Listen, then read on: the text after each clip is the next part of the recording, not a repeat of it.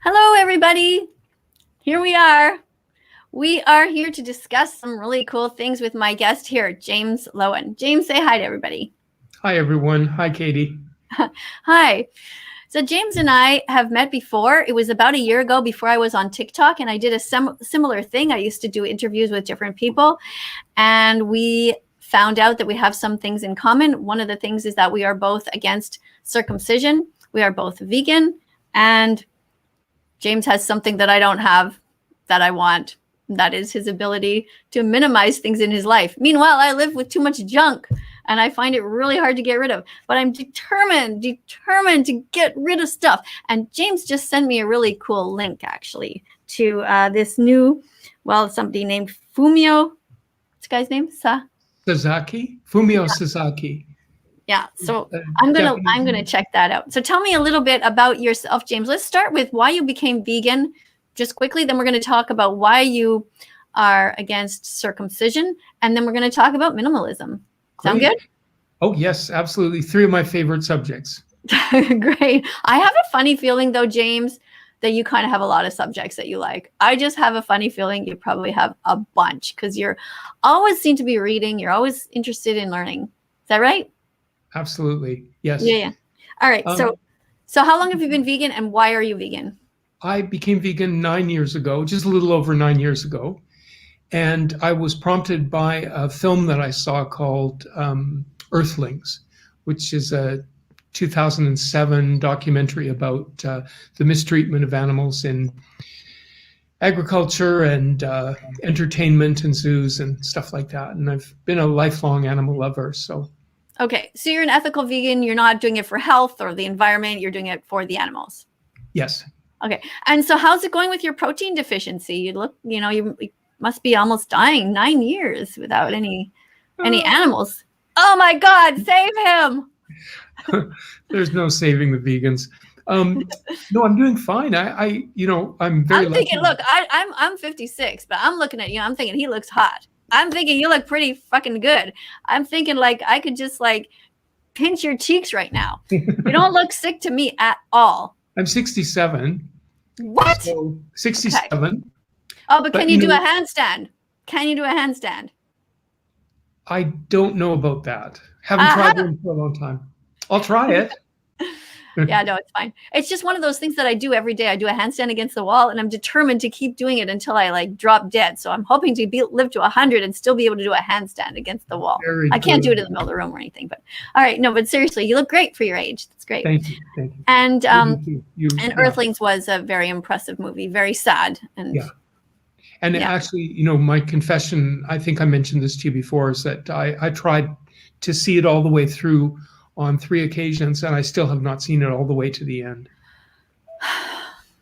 It's very, very disturbing. It's very disturbing. And the new one out is Dominion Movement. It's already a few years old, and that's kind of like a part 2 or a mostly Australian. And I could not watch that. I left the room. It was at a screening in Montreal, and I left the room sobbing like several times. I kept trying to go in because I thought I have to watch it. I have to know what it's about. And it's dreadful. Yeah, we do the animals. Yeah, there's something about the accumulated watching of these very difficult and traumatic images is that they stay with you, and I think it actually causes a type of post-traumatic stress disorder to have. I have it. Yeah. I definitely have it. I've watched way too many hours of it. It's always in my head, and I suffer from dystopia because of it. The anguish of being vegan in a non-vegan world. Yeah, I really do. I look everywhere I look. I see the animal abuse. The grocery store is like hell for me. Like I really hate going in there and seeing the dead bodies. I feel like screaming.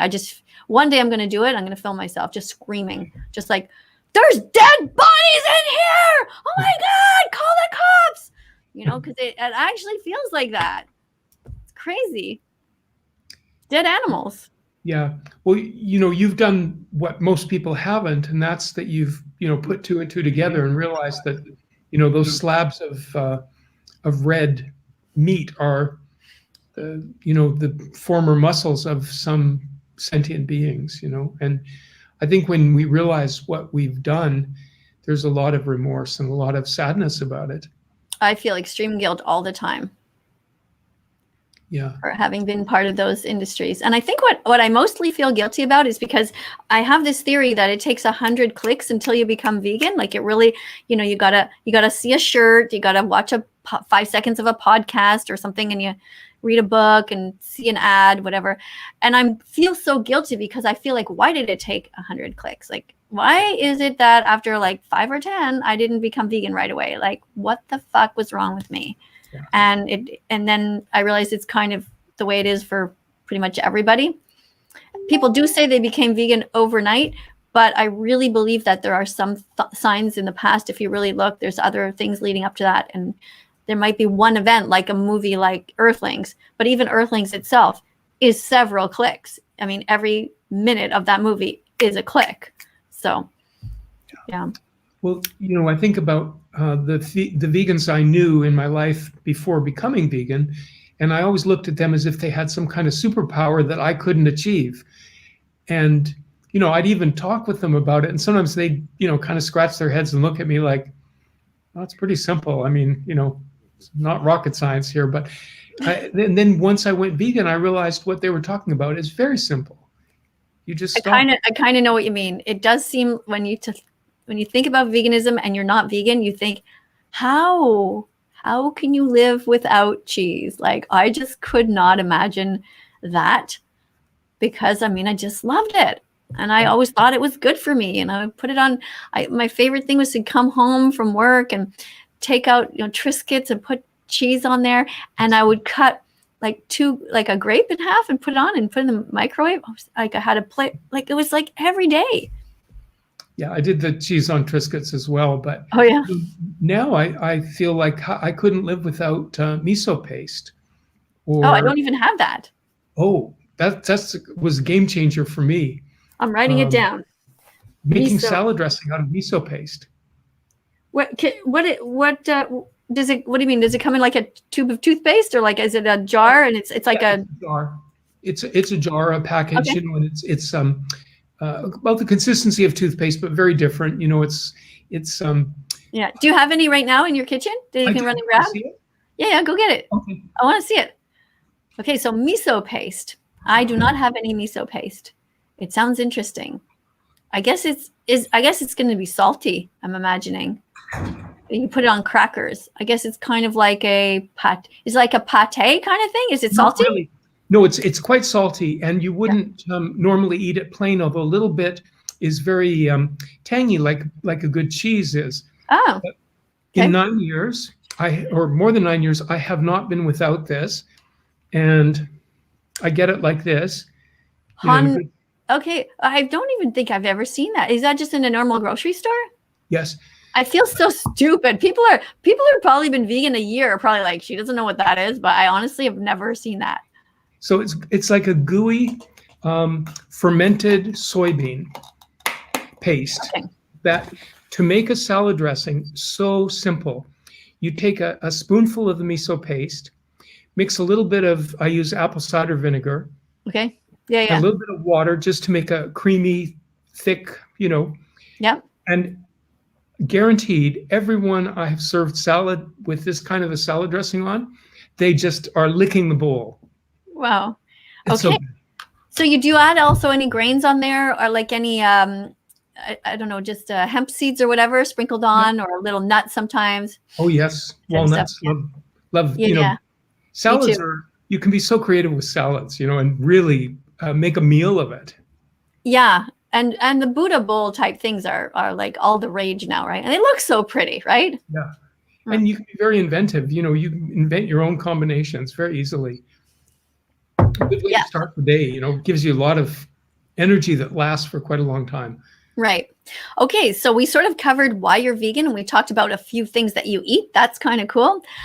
You are also, let's just go, if you don't mind, I'm just going to go into minimalism right now, because I want to talk about what you eat. And, you know, as a minimalist, so you are somebody who doesn't collect a lot of objects. You don't like clutter, and how long have you been a minimalist? And can you talk a little bit about, like, one of the links you gave me And I did a little bit of homework just before coming here on air. And one of the things it said is, I thought was really cool. It said something, wait, what is it? Find your unique uniform. I thought that was cool. Yeah. Right. So I think it means, because I've heard of people who buy like 5 of exactly the same shirt and wear the same thing every day. And so do you kind of have, actually, honestly, come on, most men have a kind of a uniform. Most men are not like wearing exactly pinks and yellows and oranges and purples. Like, but what is your uniform? Well, it's, I'm really simple that way. I like just jeans and t-shirt and sweatshirts and very comfortable shoes. I found a particular brand of shoes that are just like so minimal and so comfortable. And okay. Yeah, cool. And you live out in Vancouver? Vancouver. So for you, there's not really a winter there. You can wear your shoes all winter too. You don't need boots, or do you? No. Well, no, a little bit. It's rainy here in Vancouver, so I've got a pair of rubber boots, and we basically have 2 seasons. Winter and summer. Right. Yeah. God, why don't I live there? Oh yeah, because of the rain. I don't like that. Oh. But I really don't like winter over here in Montreal. But anyway, so when it comes to your food in your cupboards and minimalism, are you one of these people who has like 2 plates? Like, so you can never have 3 friends over kind of thing? Or I've got 2 plates, but if I have a friend, they can have I'll eat out of a bowl and they can have the plates. I have then everything doesn't match. It doesn't match, but How can you stand it? The guests must leave and be like, damn, our plates didn't even match. No, they never want to leave. They always enjoy themselves here. It's good company. But as far, sorry, what was your question, Katie? So I'm just trying to picture your cupboards. So you're a minimalist. So for me, for example, when it comes to vegan food, I buy tons in bulk. We literally, in the middle of COVID or before COVID, I am not even exaggerating, I think we had 20 massive packages of dates. Like they just filled an entire drawer, and we actually just went through them. I don't know how, but we just love dates. We buy in bulk. So do you still like buy in bulk? Because yes. Yeah. Okay. Minimalism is a tool, and it's a tool that you use. You apply it to various aspects of your life, and so in regards to grocery shopping or food storage here, I'm minimalist in what I select. But I tend to buy in bulk, and the things that I eat regularly, like I always have, 2 tubs of this at least, which lasts. Hey, James, I just want. I'm sorry, I'm just really curious. Is the consistency like really thick of that stuff, or kind of thinnish? Is it like peanut butter? Like yes, does it? Okay, This is what I really want to know. If you put on toast or bread, like toast bread before it's toasted, does it rip, or does it go on like smooth? No, it goes on smooth. It would go on smooth, but you wouldn't really put it on toast. Why not? It's salty. It's a little too intense. Like you might put a very thin layer on, but.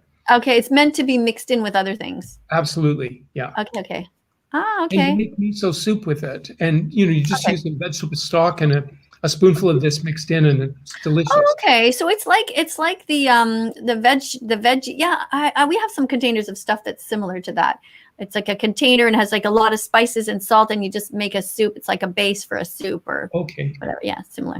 Okay, cool. So you do have you will have bulk foods, even though you're a minimalist. Oh, yes. But you just won't have like extra clutter. So when's the last time, for example, you bought something and brought it into your home, and something besides food and toilet paper and things that you need? The only things I really purchase are clothes when they wear out. I need socks and underwear eventually again. Yeah. But they don't really wear out that quickly, right? I mean, well, some of them. I guess. Well, I just realized why. Yeah, you know why I said that? Because I have like 25 pairs of underwear and socks, so of course they never wear out. Whereas you, as a minimalist, you probably have like 2 pairs, so of course they're gonna wear out. Yeah. Okay. Do you want me to get them? No, it's fine. Okay. Unless you really want to show us your underwear. Absolutely not. If they have the word vegan on them or anti-circumcision, then I want to see them. But if it just says fruit of the loom, well, fruit of the loom. I never thought of it. Yeah, we should all vegans should buy fruit of the loom because it's fruit. All right. Anyway, okay, so that's great. Now let's talk about circumcision a little bit, because that's kind of that's a different topic. That now we have 65 people here, and I don't know how many of them have been circumcised and how many of them give a shit about this topic, but I find it very interesting. And a little bit of my history is that as a registered nurse, I saw this procedure done. And even as a nursing student, I was 17 years old, and we were doing obstetrics, and we were seeing, how, all this talk about the babies being born, and it's so wonderful, and your baby can be born in a dark room with some music and in a bathtub. And then we just rip the baby away from the mother, and we just slap the kid in this strap thing with Velcro, and we take off their diaper, and all the lights shine on, and the poor kid is absolutely traumatized. And then we come at them with a knife, and we cut the tip of their penis off. Barbaric child abuse. Yeah. I had to fight so hard. I was going to murder the doctor when I saw that happen. I was just standing there in total disbelief, looking at people around me and thinking, okay, like, why are they letting him do that? Why is nobody saying anything? This kid clearly has no anesthesia. What the fuck is going on? And I had to, in my head compute this, I'm only 17. I don't want to fail my course. I can't have a fit now. I'm just going to stay here. And I was frozen. And, every part and every cell in my body told me that this is child abuse. This is wrong. And then I found out that the doctors get paid to do it. And then I started to go on a mission to fight this. Yeah. What's your story? It's a little different. I'm not an observer. I'm a victim. Okay. Or was a victim. I don't want to think of myself as a victim too much anymore, but I certainly did, when I realized what had happened to me. I know that it was done without anesthetic. And I think anyone in their right mind can imagine what that feels like, to have somebody cutting away at their genitals without anesthesia. And barbaric. So, James, before we go on, and your story is absolutely horrendous, but for people who are just joining and who don't actually know, can you just explain a little bit about what a circumcision entails? Because there are some boys who have been circumcised and don't have a conscious memory of it, and just go about their life like it's normal, but they have been through trauma. And this is a hard thing for people to realize, that, something was done to you that was just not okay. Anyway, you want to talk about what the procedure entails? Well, it's shocking. And, anyone, a year ago, you could have gone to YouTube and searched for a circumcision video, and then you would see exactly what we're talking about. But there's been a great deal of censorship in the last year. And my understanding is most of these videos have been wiped off YouTube. You should be able to find them on other platforms, but you have to look a little harder these days. But it's traumatic. So yeah, that's really, I never thought about it that way. It's true, because there's so much censorship now, and people will call it, oh, it's child abuse, so let's not show it, but let's just keep doing it. Yeah, it's unbelievable. How fucked up is that? Yeah. That is really bad. It's really bad. Yeah. I believe personally that circumcision should be against the law. I think it is extreme child abuse, and I think that anyone who does it belongs in jail. What do you think? Yeah, I think it is against the law. I think it falls under the heading of assault and battery, causing grievous bodily harm. It's really obvious, but when you have something in our culture that's so enshrined in medicine and religion, it's very hard to separate that and have people look at it objectively. So you're saying it's against the law, but if you do it for religious reasons, whether you're Jewish, Muslim, or, well, people still do it though, even though unless something's changed and I missed it. But are people not still circumcising their boys just for the hell of it? Well, yeah. It's still happening. And, part of the reasoning behind this, or the dynamic behind this, is the psychological motivation of the people who are doing it. And, it follows classic patterns of child abuse, in that those who have been abused as children generally grow up to perpetuate that same form of abuse, unless they come to some understanding and then start speaking out against it. Mm-hmm. So there are a lot of men who have been cut as children, and they're pushing that on their sons or their doctors, and they're pushing it on their patients. And there are women who have been talked into handing their babies over, and then once coerced, and then once they have, they usually become very strong, advertisers for it, and they try to encourage other women in the family to justify. Yeah. Right. Absolutely. Yeah. Yeah. It's okay. So why don't you explain exactly what happens during a circumcision physically? I'll describe it very briefly, although, generally in the hospital when this is done, it's over a course of 12 to 15 minutes of excruciating pain for the baby. But generally the baby is taken from the mother.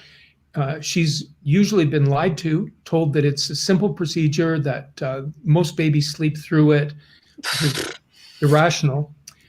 And then the baby is taken into often a soundproof room and strapped to a device called a circumstraint, which is a plastic board that's shaped like the indentation of a baby, with hands and feet velcroed in place so they can't move.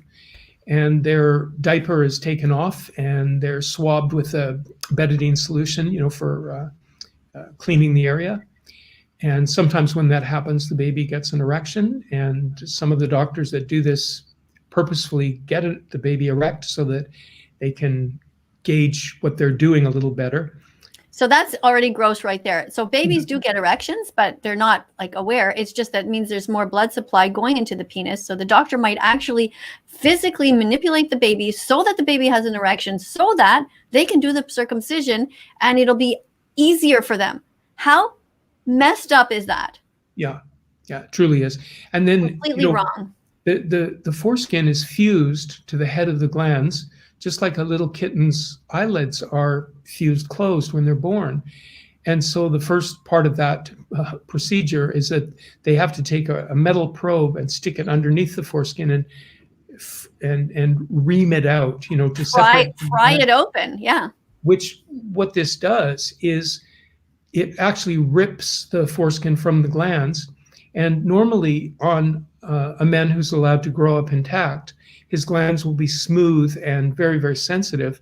But when this has been done to a baby, it causes the glands to become pitted. And so, there are many pictures that circulate in the Intactivist movement showing the difference between the glands of a man who's intact and one who's been cut. So you use the words Intactivist Movement, and to somebody else who just heard that for the first time won't know what that means. Do you want to explain what the word means? Sure. Well, intactivist is a combination of the word intact, which means whole, and activist, which, somebody who stands up for the rights of others, usually. Yeah. Right. And, so intactivists together. Yes. Means and people that are advocating for these baby boys to remain intact. Yes. And girls. Yeah. And intersex children too. All children. Right. And it actually, the term was coined by one of the intactivists who, his name was Richard de Sebra, back in the mid 90s. So, it's been since then that we've been using that word, and people have trouble with it. They often say inactivist, but it's intactivist. Intactivist. Right. So if anybody who is watching has any questions, we are discussing right now circumcision of baby boys in particular and how it is child abuse and barbaric. If you have any experiences that you want to share, if you want to ask any questions, feel free. If you are also interested in the topic of minimalism, which is having less objects in your life and freeing up your mind with less clutter, we are also talking about that. And we are also talking about veganism, which means that we don't want to hurt animals and we are ethical vegans. So these are three subjects that we are talking about right now. If you have any kind of questions or comments, it says here that a super chat won't accept. Don't know why that is. That's so strange. Thank you, Trash Carcass. This was my guest yesterday, actually. Thank you for coming back. It is so cool to see you. So let me just see here if there's anything. Katie still hasn't gotten back to me on Discord. I need some advice. Gabe, listen, I started a Discord because everyone told me that I needed to start a Discord. But to be honest with you, I just never have time to go there. And people are managing it for me. And it is And, this is actually an interesting thing that's happening here, because we're talking about minimalism and minimizing the stress in our lives. And since I got off of TikTok, I've got booted off TikTok. I am still actually on TikTok. I always have an account going there, and I'm sort of still posting there. I just don't make it public, fully public anyway, because I want to do some activism in other areas where people don't know me. I mean, not everybody in the world knows me, and so I can still do some stuff in other countries and so on. But so there's that. Then there's Twitter, and then there's Instagram. You didn't used to be on Instagram. I would just put my TikToks over there, and suddenly I had like 18,000 followers there, and it's like, oh, okay, I guess I should kind of do something over here now. So, now this talk about Discord. I went onto Discord and I just felt so lost. I go there and I'm like, okay, where's the messages? Where are the messages? I can't even find where anybody left me a message. And then there's like bot this and bot that. There's supposedly robots, and how do I know there's a robot do a specific thing? Does the other robot, I'm lost. And what I hate about it is that what I love is, at least this is one cool thing. So on my iPad, this is iPad, when I am on Instagram, it is much easier to send a message. I just press the button, then I talk blah, blah, blah, blah, for a minute, and then I let go, and then I just go on with life. But on Discord, you can't do that. So to me, it's like going backwards in technology. I don't understand why anybody wants to be on Discord. If you can't leave messages to your friends, unless people have so much time on their hands to just read all this stuff, I don't get it. Yeah. Do you have Discord?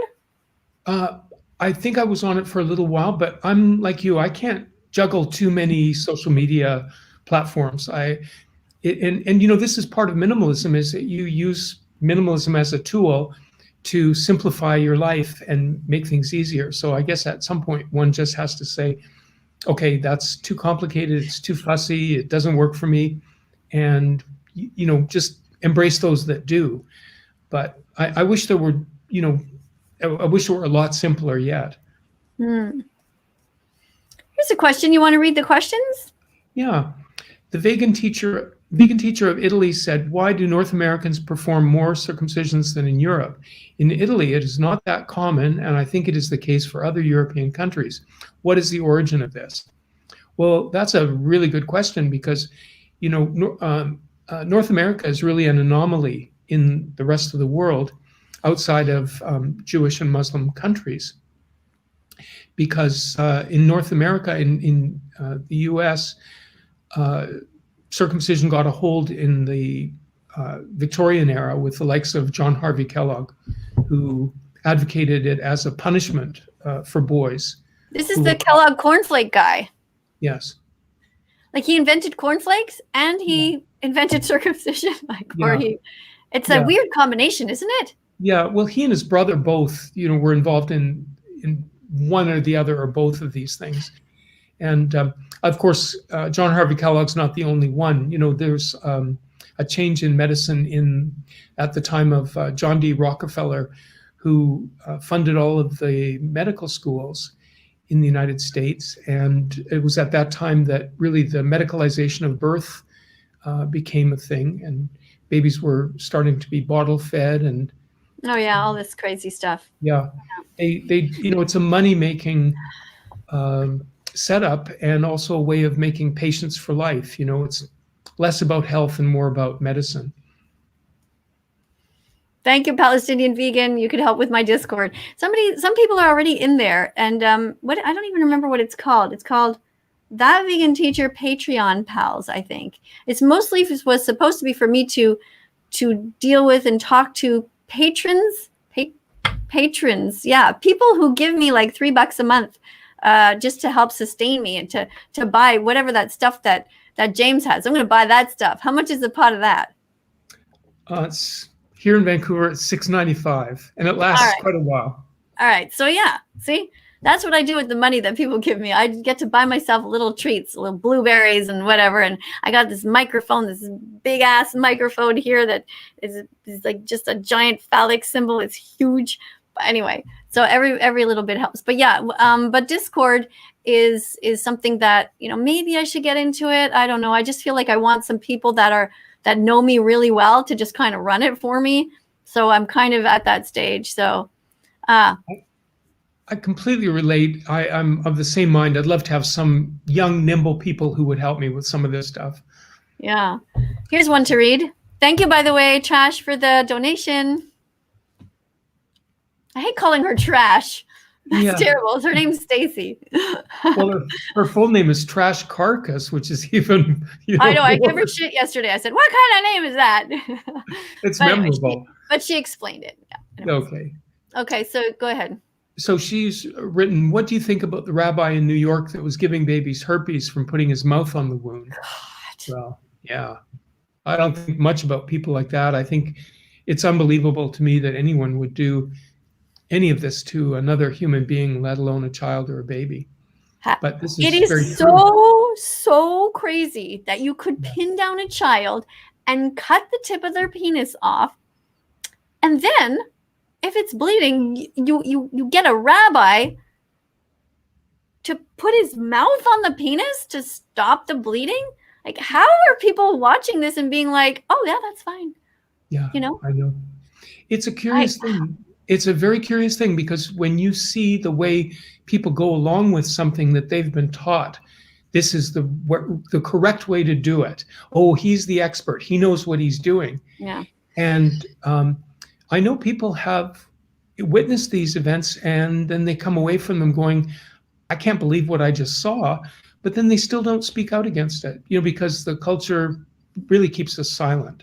Because you feel like you're crazy. Like when I first saw the circumcision being done, I was just like, it wasn't, I didn't start speaking out against it as a student nurse, because I was just like, okay, like clearly I must be missing something here that like, I don't know what I'm missing, but it doesn't make sense what I just saw. It was so horrific. So here's one. You want to read these? Yeah, from Amir the Vegan. He asked, when you get circumcised, do you lose sensitivity when you get older? Yes. You lose it immediately because, number one, the part of the penis that's cut off is the most highly innervated part of the penis. So, the fine touch receptors are gone. And then what happens over the course of your lifetime is that the glands becomes calloused, and that gets worse and worse and worse as you get older.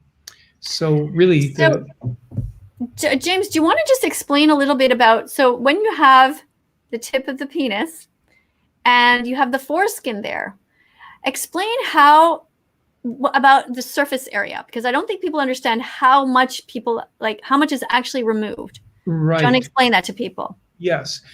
You can use an object if you want, like finger or something. Okay. Here's a piece of paper, and this is actually smaller than the amount of the average human foreskin. But if this were the right ratio of size, it would be about a 6x4, like a size of a small photograph. And in fact, the foreskin is a double layer of skin thickness, and then it encircles the penis like that. Where are we? And so when this is removed, what you've done is they've literally taken the most sensitive part of the penis, the skin area of an adult that would be about 12 to 15 inches square, the most highly erogenous skin of your whole body, of your primary erogenous zone. And you can just imagine if you do that to a child, like how is this any, like when people talk about raping children, it's just like, how is this, like, I can't even get the words out of how is this in any way okay? You are going to remember subconsciously that somebody pinned you down and put a knife to your penis. And you think about how many millions of men go through this when they're babies, and there must be some sort of study that tells us something. Like, I just can't see that there's no residual damage to this, to men. Yeah, I just don't see how it's possible. If we talk about, raping a little girl when she's like 1 or 2, or like, it's so sick. It's so gross. Yeah. Like, how do we do that? How do we get away with this? I don't understand. And how is it? And this is one thing that bothers me the most. When I was on TikTok and I would say everyone should be vegan. Black people should be vegan. White people should be vegan. Short people should be vegan. Tall people, fat people, skinny people, women, men, children, grandparents, everyone can be vegan because it's just proven. So I would say that. But when I started saying, and Black people should be vegan or Jewish people should be vegan, immediately I was labeled like I am some sort of racist or like I am anti-Semitic. And that is not it. It seems like people really don't want to hear the actual message. So if we say that people should not be circumcising people just for religion, what does that tell you? It is just saying we just don't think anybody should be circumcised, period. And that includes people who do it for religious reasons. And yet people will say, oh, now you're anti-Semitic or whatever, you're Islamophobic or something. But the reality is more people do it than just the religions. Yeah. But if I could just add, and then I want you to talk about this point too, but it's like, what I just don't get is like, why are all these people who are religious, who claim to have these books that tell them how to be good people, why are they doing these crimes to these baby boys? And why are they not vegan? Why are they committing these crimes to baby animals? 6-month-old baby pigs are murdered in gas chambers. Like, I don't understand how do they not make the connection? And I'm going to call out the Jewish people right now. And I know somebody's going to take a clip of this and probably throw it all out of context. But the reality is, I don't understand how somebody who has ancestors who went through the Holocaust can continue to do this barbaric procedure on babies and continue to put baby pigs in gas chambers and not make this connection. If you can help me to understand this, James, I would love any kind of insight into that. Well, one thing is we disconnect from babies and we disconnect from animals. We say, people repeat this like a meme. It just comes out. They've never thought about it. But if they hear you say, or hear somebody say what you just did about, this excruciating pain that babies go through, almost 100% of the time, the average person will respond by saying this very statement. Oh, it's done before they can feel anything. Babies don't feel pain. They get over it. They can't remember it, as if that makes it okay. Right. But the thing is, if you use that analogy, that's like saying, go ahead and stick whatever into a little baby girl. Go ahead. She'll never remember. How fucked up is that? Yeah. Of course they remember. Subconsciously, they know that something went on and it's not okay. Well, the people who really know about human development, child development, talk about how the most important second of life, the most important minute of life, the most important day of life, week of life, month of life is the first one. So if during that first hour of life or that first day of life or that first week of life, you're actually doing something so excruciatingly painful to that little human being, you've actually set that person's brain into a mode that's the way it is for the rest of their life.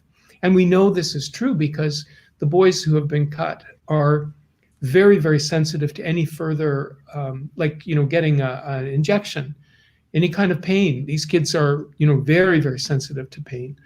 Mm-hmm. And it's just so wrong. I mean, I just want to make a distinction here, and, it's almost a topic for another whole discussion. But what we're really talking about when we talk about circumcision is forcing it upon another human being. Right. And many of us in the Intactivist movement don't really talk about or worry about what adults do to themselves. Although that in itself is another area of conversation. And I think that we should and can be aware of maybe encouraging adults to also look very seriously at this and not do something harmful to themselves. Right. So let's look at, you want to read this comment? Sure. Hilbert asked, do medical experts advise parents to circumcise or not? Well, the answer to that is medical experts, who are these medical experts? There are many, many people in the medical field around the world, some of them who speak out passionately against cutting off part of a child's penis. And then there are so-called medical experts who have made their career promoting this bullshit. So because they get paid to do it. They get paid to do it. And they also have a psychological, they appease something in themselves that helps to bury that abuse that happened to them. So, you know, And so if I can just draw a parallel again with veganism and my own doctor. Now I have a vegan doctor now, but before I would go to my doctor. When I first became vegan, I'm like, hey, I'm vegan. You know, I've decided to do this thing, and I expected her to be super supportive because she's super athletic. And her response was, oh, why? And she was like, well, kind of like almost like you're on your own. It's like, what? Like, and I had to write her a list of all the documentaries. Like I wrote her a list. I said, I hope you watch these. Like, so, you know, she had her own biases. Like, and that's another subject. But personally, I don't even believe in therapy. Like therapists. Now, I'm not saying that you people, 103 of you, if you need therapy, go ahead. Okay. But for me personally, when I have been to therapy, what I realize is the therapist is fucked up. They have all their own biases. You try to go into therapy for dystopia, for example, the anguish of being vegan in a non-vegan world. And they say that they are neutral and they can help anybody. But the reality is they eat meat. They pay for murder. How are they ever going to understand how much you suffer in the world every time you go into a grocery store, or every time you go into the cafeteria at work, or every time you go to a relative's house? It's just never ending agony. And they're just like, well, you know, just try some deep breathing. And like, no, you don't understand. So anyway, you want to add to that? Well, you know, I was momentarily distracted by this question that just came up. Okay. And actually, I feel like we're not really fully addressing all of these questions. I want to go backwards to one that was asked a little while ago about the loss of sensitivity. And I can't remember the fellow's name who asked that, but I want to let men know, and especially younger men, that they can do something about this. You know, there is a thing called foreskin restoration. And if they look it up, that's something that it takes time, and it's, you know, it takes a certain amount of diligence to achieve it. But over the course of a couple of years, you can begin to recover the glands and regain some sensitivity. So people might not even know what the word glands means. So why don't you explain what foreskin recovery is? How do you do it? And what are the little objects that it takes? Go ahead and explain it. Okay. Well, it's basically what's called non-surgical skin expansion technique.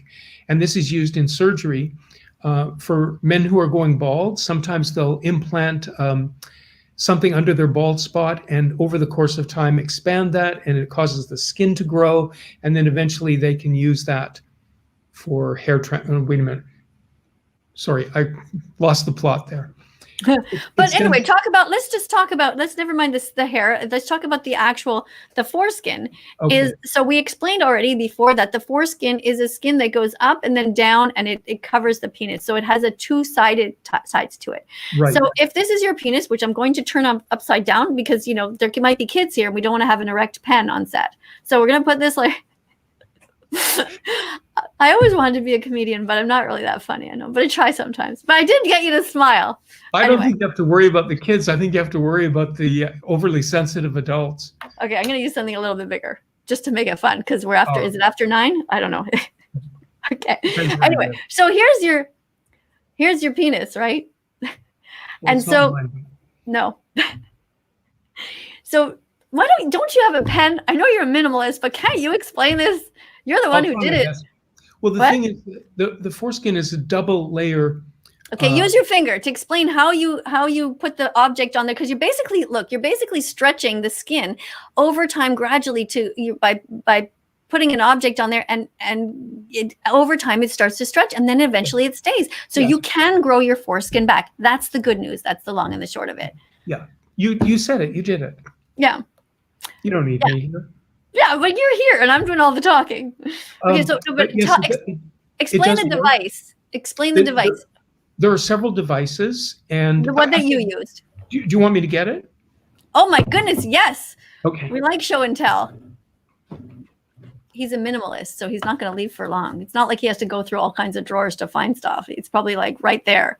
Like I haven't been to his house, but I'm picturing he has like, you know, he just said he has like 2 plates. So probably for him to find anything, he just probably goes and it's like right there. Try asking me to find anything. If I turn the camera sideways, you would see so much junk around me. I have my ukulele, markers everywhere, Kleenex boxes, like everything. Oh, my subscribe button. Don't forget to subscribe, by the way. Speaking of all my clutter, don't forget to subscribe to this channel if you haven't yet. We are interviewing all kinds of people. We're animal rights activists, anti-circumcision people. We are going to be talking about every vitamin, every mineral, and every animal, and everything around the world, because it's all interconnected. And James brought back a present to show us.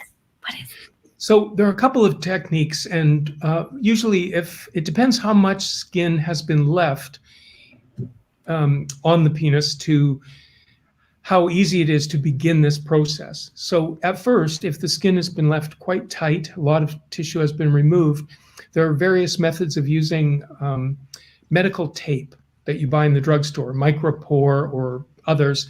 And this is, I can't explain there are many examples online, people can find how to do this. But then once you've achieved a certain amount of growth of that skin, there are various devices like these, which allow you to tape the skin onto the device, like this one. This was used for many years, called the PUD, the Penile Uncircumcising device. And basically it allows you to tape the skin to the device. It's weighted, 14 ounces in this case, and there's a hole through it so that you can urinate through it. But then, okay, so you hang that thing on your penis, and yes, it stretches the skin. Basically, that's the long and the short of it. That's good. That's the long of it. Just to be clear about it, it's not just stretching. It's stretching it, but it's stretching it to the point where it causes the skin to grow. Yeah. Very much like a woman becoming pregnant, the skin on her belly grows. Right. Or somebody who becomes very, very obese, their skin grows. And then if they lose all that weight, the skin is hanging there. So basically you're doing that with your penis. And that's the idea. And you're happy that there's extra skin on your penis, because now you have a covering, and now you can regain the sensitivity afterwards, because it's covered. Well, you don't regain all the sensitivity, because what was cut off and thrown in the garbage or sold to a medical company is gone. But what it does do is it helps the glands regain some sensitivity. Plus, there's the dynamic of the skin itself moving over the glands back and forth, which is, the way that nature intended, for pleasure for that person and his partner. Right. And, the skin of the penis was meant to provide a movable sheath, which is, pretty obvious when you think about it. But here's another device that was invented by a fellow named Ron Lau in the United States, called the Tlc Tugger. And let me see that. We put it on camera. Oh yeah. It looks like a little lamp. It looks like a little lamp there. It's an indented silicone device. This part, the glands goes there. And then this goes, you pull the skin down over the top of the outside of this cone. And then there's this cone that fits and grabs the skin in between, so it's snug in there. Yeah. And that. And then you put a 20-pound weight on that. Well, you could, or you can just clamp a stretching suspender, that goes to the knee or around the waist, depending on how people, there are different methods. Yeah. And, a person has to be fairly motivated and ingenious, and, you figure it out. It's not that difficult. Yeah, you really have to be diligent of doing it. It's almost like, I see it as like when you put braces on somebody, when you have buck teeth or teeth sticking out, it has to go on there for quite a while. Yes. Oh my God, another one of these stalker people are calling me. I'm sorry for your infamous. God, crazy. Okay, let's not talk about it. But anyway, I forgot to turn my ringer off. So I thought it was important that we mention restoration for your readers or for your viewers, and for the fellow that asked the question before about the damage, because when people learn about what they've actually lost, it can be very depressing. Yeah. I would equate it to if you found out that, your eyesight had been severely diminished because of a procedure that had been done to you as a child. I think you'd be justifiably upset. And depressed about it. And then the hard thing is that sometimes people do take it out on their parents. They say, "How could you have done this to me, Mom and Dad? Like, did you not do your research? Like, Why? And then they're like, oh, well, you know, and then whatever the excuses. And sometimes it really, really hurts these boys who grow up to be men and are angry, really angry. So I advise people, just do not circumcise baby boys. If they want to do it when they are older, for whatever reason, let them do it when they're older. But I feel the same way about, actually, and this is not even in the same ballpark, but it's the same as piercing a little girl's ears. I don't know why we would pierce a baby's ears just to make her look girly and pretty. Like, what right do you have to stick something into somebody, unless you're trying to save their life or something, you know, or it's really a good reason. But there's no medical reason for circumcision at all. You teach your child to wash themselves, and that's it. Yeah.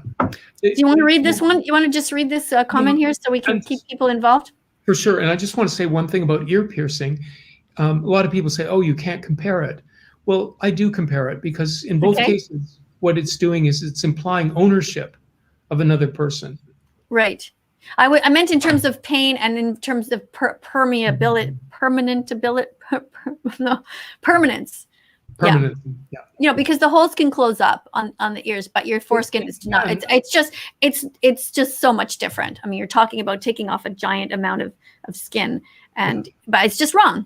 Yeah. It's like ownership. It's like, we don't own animals. We have no right to rape them, breed them, torture them, capture them, eat them, wear them, take their eggs, take their honey, take their milk. None of it. And it's all kind of it's all related. Circumcision is wrong because we have no right to pin down a baby and decide we just feel like taking off the top of your penis. We're just going to take off your foreskin just because we can, and because it's our religion, or whatever the fuck the reason is. I'm going to get so angry when I think about it. But you know, the thing is, there's never a reason. There's only excuses. And you have a message here from Michaela Thompson, and she asked that she says one of her family members was circumcised when he was around 5 because of a medical condition. We didn't know about his medical condition until the age of 3. Well, right away, my radar goes up when I read a comment like this, because little boys don't have medical conditions of their penis that require circumcision unless someone has been prematurely retracting them. And that's another myth that has gone along with the circumcision. So important to talk about. We almost missed that. Yeah. Yeah. And so talk about that. So what are you supposed to do with the baby boy's penis? Same as you do for a little baby girl. Yeah. You just don't be fiddling around with it. You just wash them on the outside, and you don't poke fingers in anywhere. You don't pull any skin back. You leave it alone, because that child's body is developing as it is supposed to. Right. And the misinformation that comes, again, it's like a meme. Over the back fence, one mother to another will say, oh, you're not circumcising? Well, then you better make sure you get under there and clean that foreskin. You know how nasty that is. Well, it's not nasty on a baby. And it's not nasty on anyone. Right. But, a baby doesn't need to be tortured like that. Right. Stefania, thank you. That's lovely. Oh, she gave you a beautiful donation too. She's so sweet. She's so sweet. Stefania, I haven't forgotten about you in the song, by the way. We have on Spotify coming out close to 70 little songs, and one of them is called I Want to Be Your Ice Cream Cone. I hope she likes it. She said she might sing it. I don't know. I have another one, a rap about Gordon Ramsay and how much I hate him. That's a good it's almost a 4-minute song.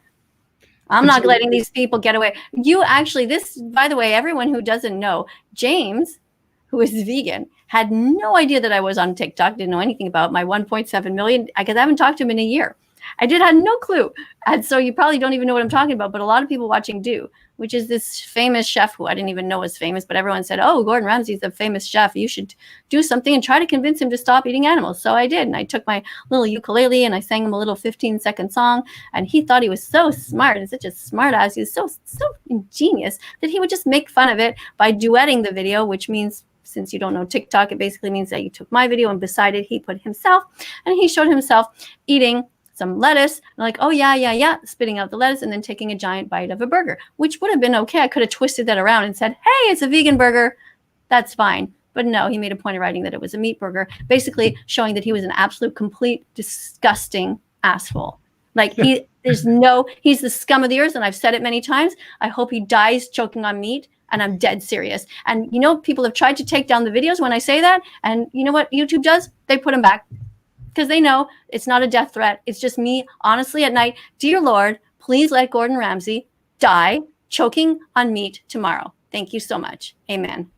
This is what I actually hope, because you know what? He is making the world a worse place. 50 million people saw that video, and it's not because of me. I'm not embarrassed. I expected it from him. My job was done. All I had to do was reach him with the message. After that, it's out of my hands. The reason I feel so sad is because of the animals, that he gave the green light to so many people to keep on eating them, paying for their torture, paying for baby pigs to have their genitals removed. That's what they do. They rip out their testicles without any anesthetic. First of all, we've already been over this with the genitalia of baby boys and a baby pig. Don't fucking touch them.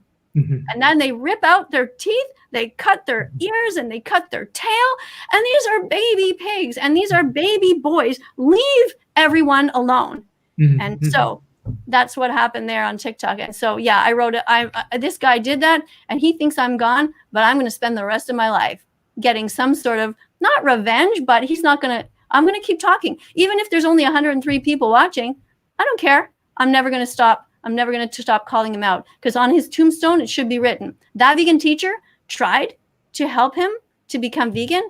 And he said, fuck you. I want to keep paying for the rape, torture, and murder of animals. And I'm going to tell my millions and millions of fans to keep doing the same thing, because that's the kind of guy I am. And you know what? When he dies, if he does have a tombstone, I'm coming over there with a big Sharpie marker, and I'm going to write that on there.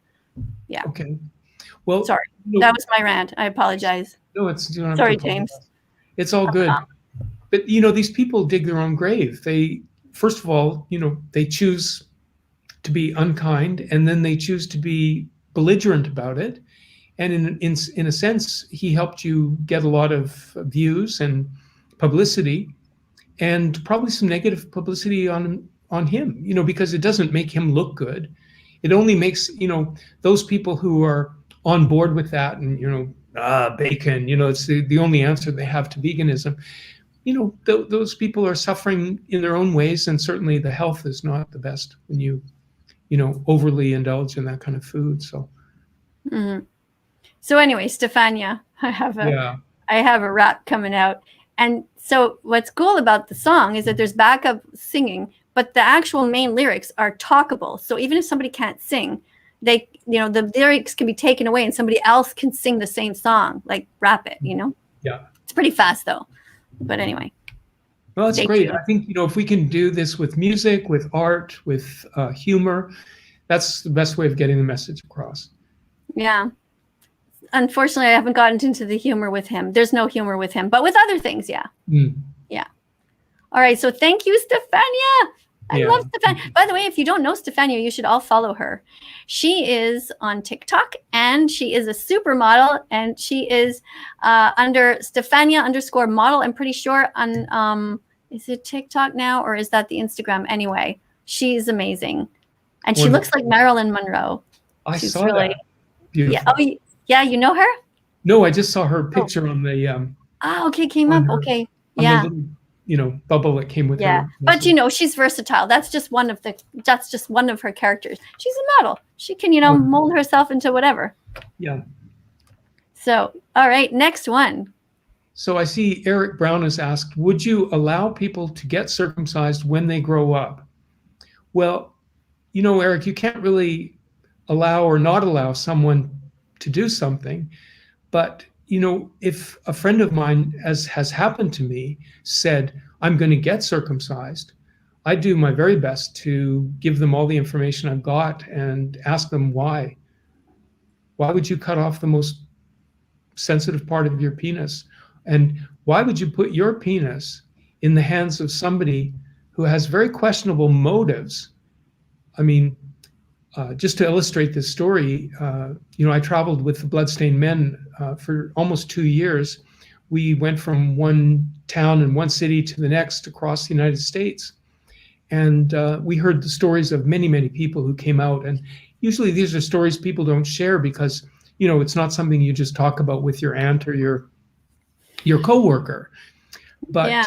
because we were specifically, you know, and very visibly protesting, people would stop their cars or stop on the street and come and tell us their stories. And many of them I recorded.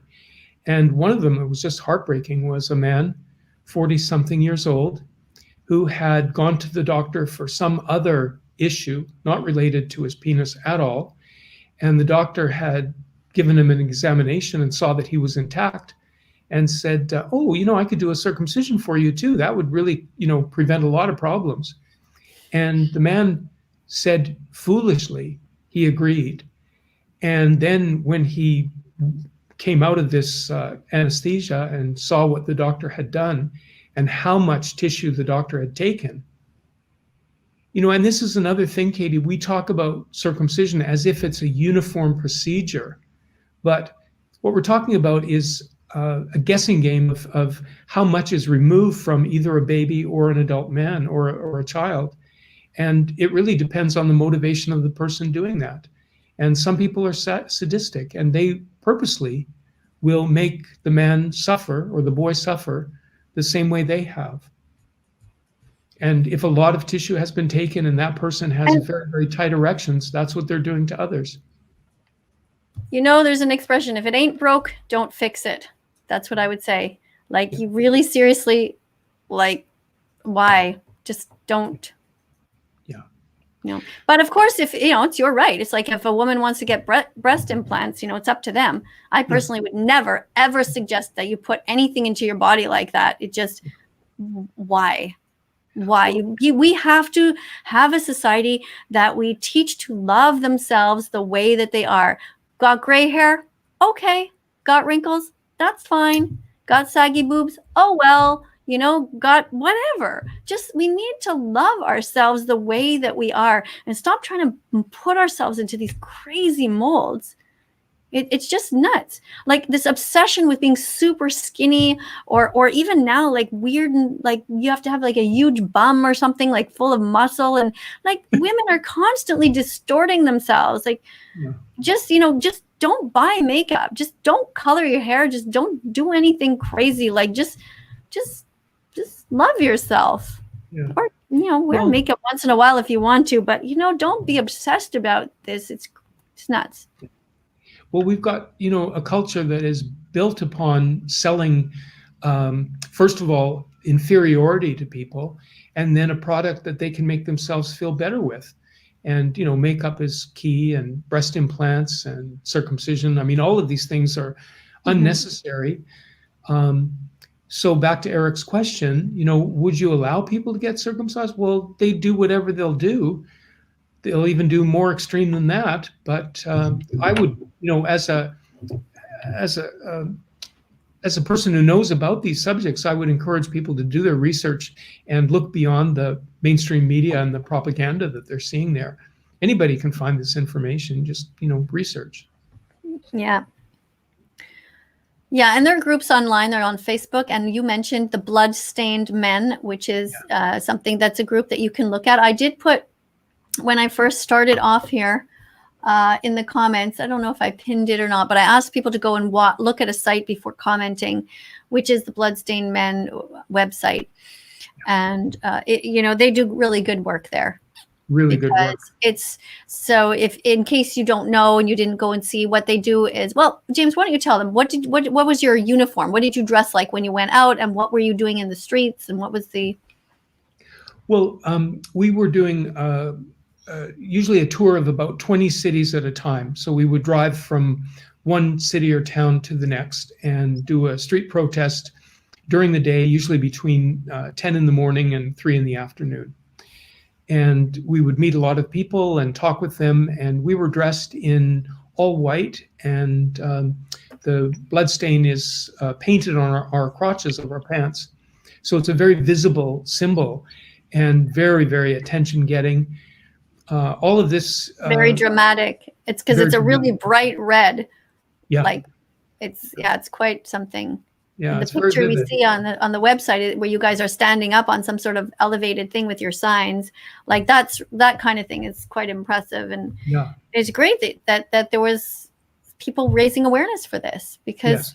you know, when you think about it, like, it's like talking about, it's like the animals. It's like, you know, these people I have so much admiration for people who go out of their way to do activism, because it's so easy to just sit at home and waste your time playing video games. I am so against video games. I just can't even, all video games, because basically you're just like, there are so many groups that need help. The anti-circumcision groups, the animals, name any animal, you know, whether it's elephants and or fur that's being, you know, animals are anally electrocuted for fur. Like, pick something and just work at that. Like, I don't even know how you can, like, it's rewarding. Like, what's rewarding about going to Minecraft and shooting a bunch of stuff or whatever, you know, Fortnite? Like, I just would never give my kid those games, and I just think that it's a waste of time. I agree.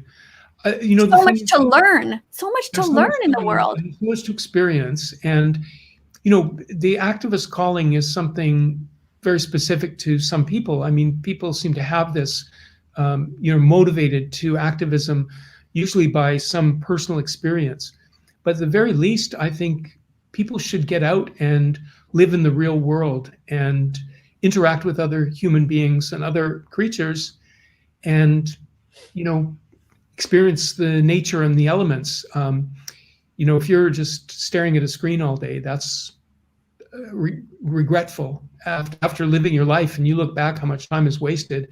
And then when you realize the amount of propaganda that's being fed to people through these games and through these mainstream television shows and Netflix and so on, I was horrified to see that on TikTok. Like, Kentucky Fried Chicken has like some sort of a console. There's actually games by these like, it's no wonder kids are just completely brain dead, like zombies walking around. Like, what's the big deal? Like, and like you said, what's really terrifying now is that you said, you know, like, there would be these videos about circumcision. We're going from veganism to circumcision. We're going all over the place here, but they are so closely related in the sense of this abuse.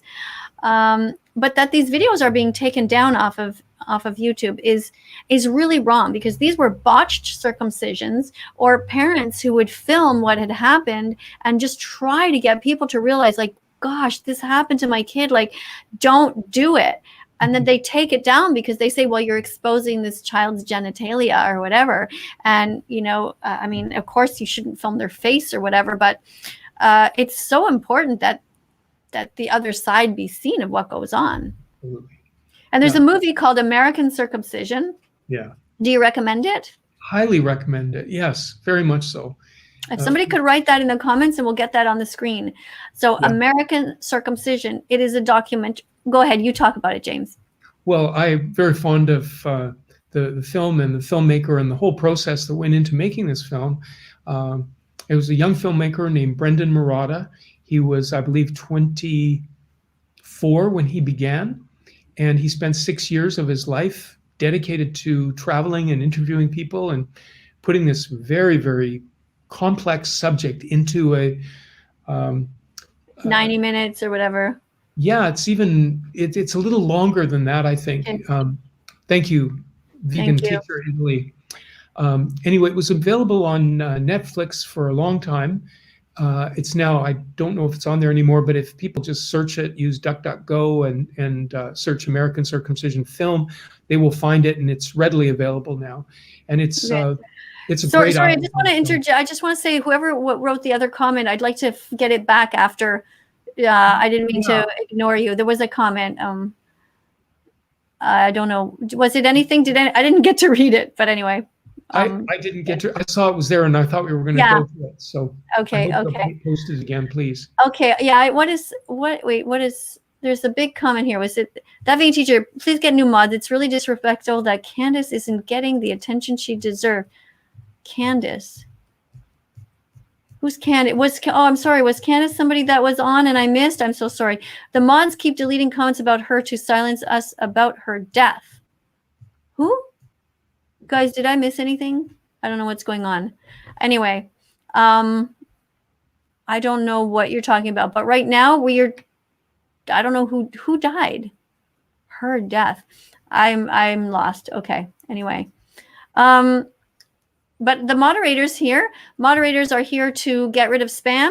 Please do not go crazy, guys. Remember, we want to have people that have experiences. We want to have some questions.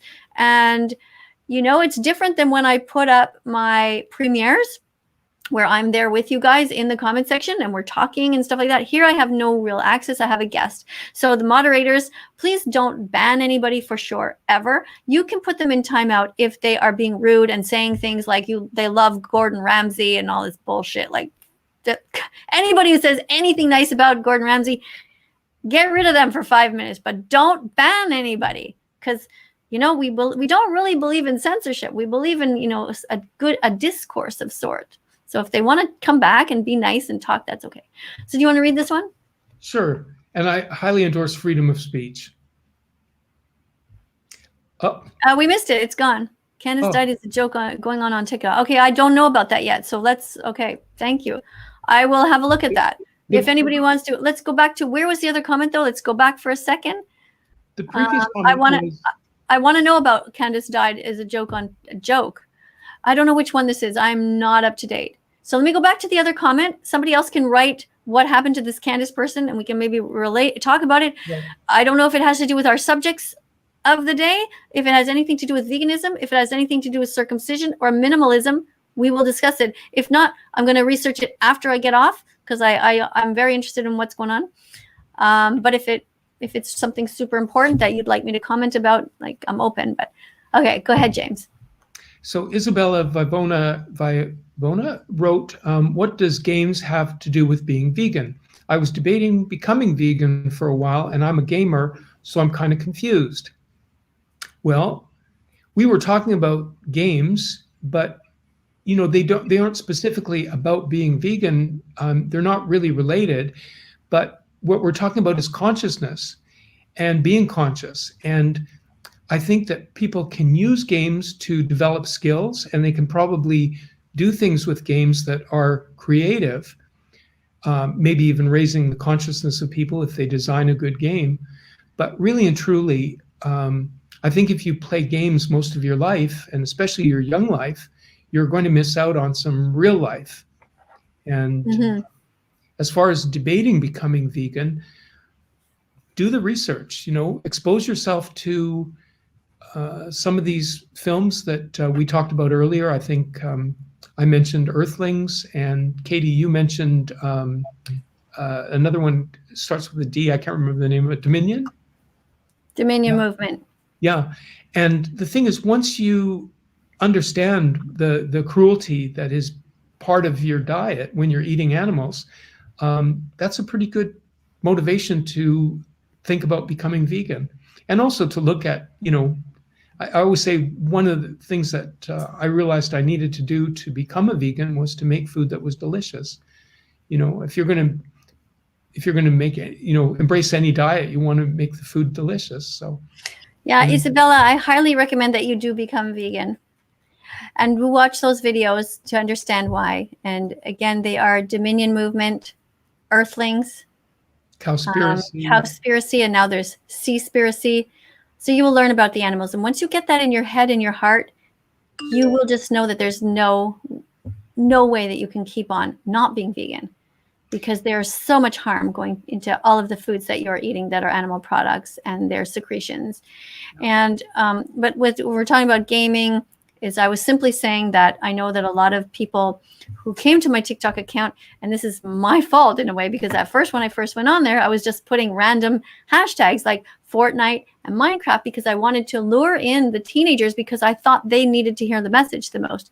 Turned out that they were the ones who were just completely closed off by it. My vast majority were like, what the heck is this granny doing up here singing with her ukulele telling us to eat our vegetables? Yeah. You know, I guess it was different. So people started following me. But I basically am trying to give the message that I think kids should not be playing video games. It's like they should not even be in your house. You shouldn't play them at all. They do nothing good for the world. Okay, you're always, every decision you make, am I making the world a better place by this action? If the answer is no, or it's neutral, don't do it. Yeah. So if you are learning something that is applicable to help the billions of suffering animals, do it. If you're learning about history so that history will not repeat itself, so that we will not have another Holocaust or other terrible tragedies, there is so much history behind us. Think about it. How much do you know? I know this much, and there's this much. I know fuck all. And I am like never playing video games. Don't play them. Just don't. Get a book, go for a walk, find an organization that you can help. Yeah. People need your help. Engage in life. Yeah. Don't play games. Engage in real life. Yeah. And real life is that there is a game called life, and this is it. This is the game of life. How can you learn how to interview somebody from the other end of the country and carry on a conversation? How can you get 85 people to watch you and pay attention to something that's important? Like, there's a game, there's a challenge. Sure. I don't know how many points you get. We don't have like a gun, but this is it. Well, this is, a couple of things come to mind, and I have to, get these out. And one of them is people have been conditioned. People have been conditioned to think that certain items need to be purchased or certain experiences have to be lived. And you see this very clearly generationally, like, this whole idea of playing games, over the generations the years that I've lived, I've seen that come to be and it appears to be a way of grabbing a hold of people's minds and focusing them on something that actually has an underlying motive, and that's usually to sell something or to get some kind of a message through to people that is some kind of propaganda.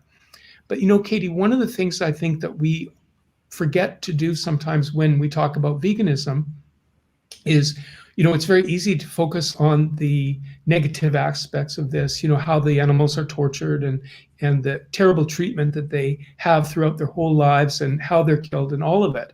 But really, the other thing that we really need to do is talk about the positive aspects of this.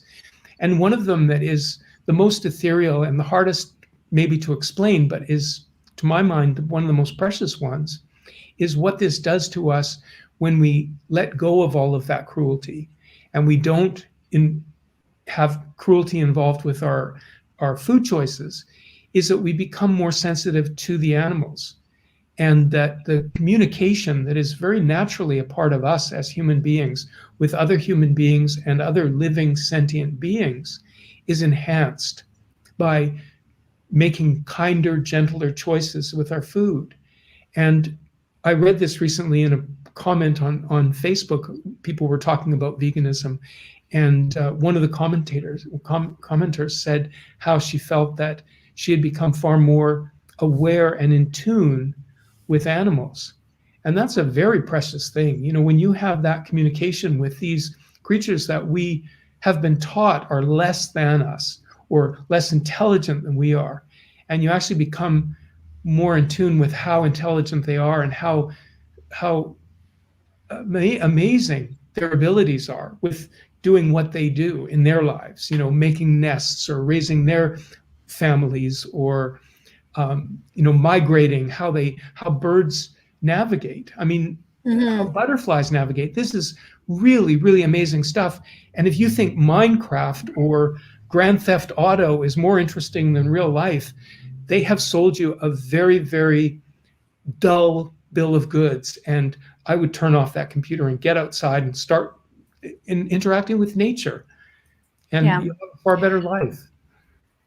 And it's weird because when I was on TikTok, I was busy there for 11 months, full time, like 18 hours a day, making these little videos and singing and dancing and educating and all this stuff. And at the same time, I didn't realize what was going on YouTube, which was that people were making videos about me, and like millions and millions of people were watching them. And I had no idea what was going on, that any of this was going on. And when I went back to look at them, I realized that a lot of them were these gamer types. And what they would do is they would say, well, that vegan teacher lost her mind, or that vegan teacher is a bitch, or whatever, or she's racist, homophobic, all these terrible lies, these accusations. And when I'd watch the videos, the people wouldn't even show their faces. So they'd show a bit of me, and then they'd take my image away and just be showing themselves always playing these video games. So it's like they don't even have the creativity to fill in the blanks. Like, this is how they numb their audience. It's like, let's make fun of that vegan teacher, and let's also watch this guy just blowing stuff up and just, you know, just running and just, I don't know, just, it was like, at first I was like, okay, that's a weird thing. Like, what does that have to do with me? And then these people get loads and loads of followers because their audience needs constantly some movement. I have to watch something move. Okay, yes, it's boring. Okay, like, look, we have 95 people watching us.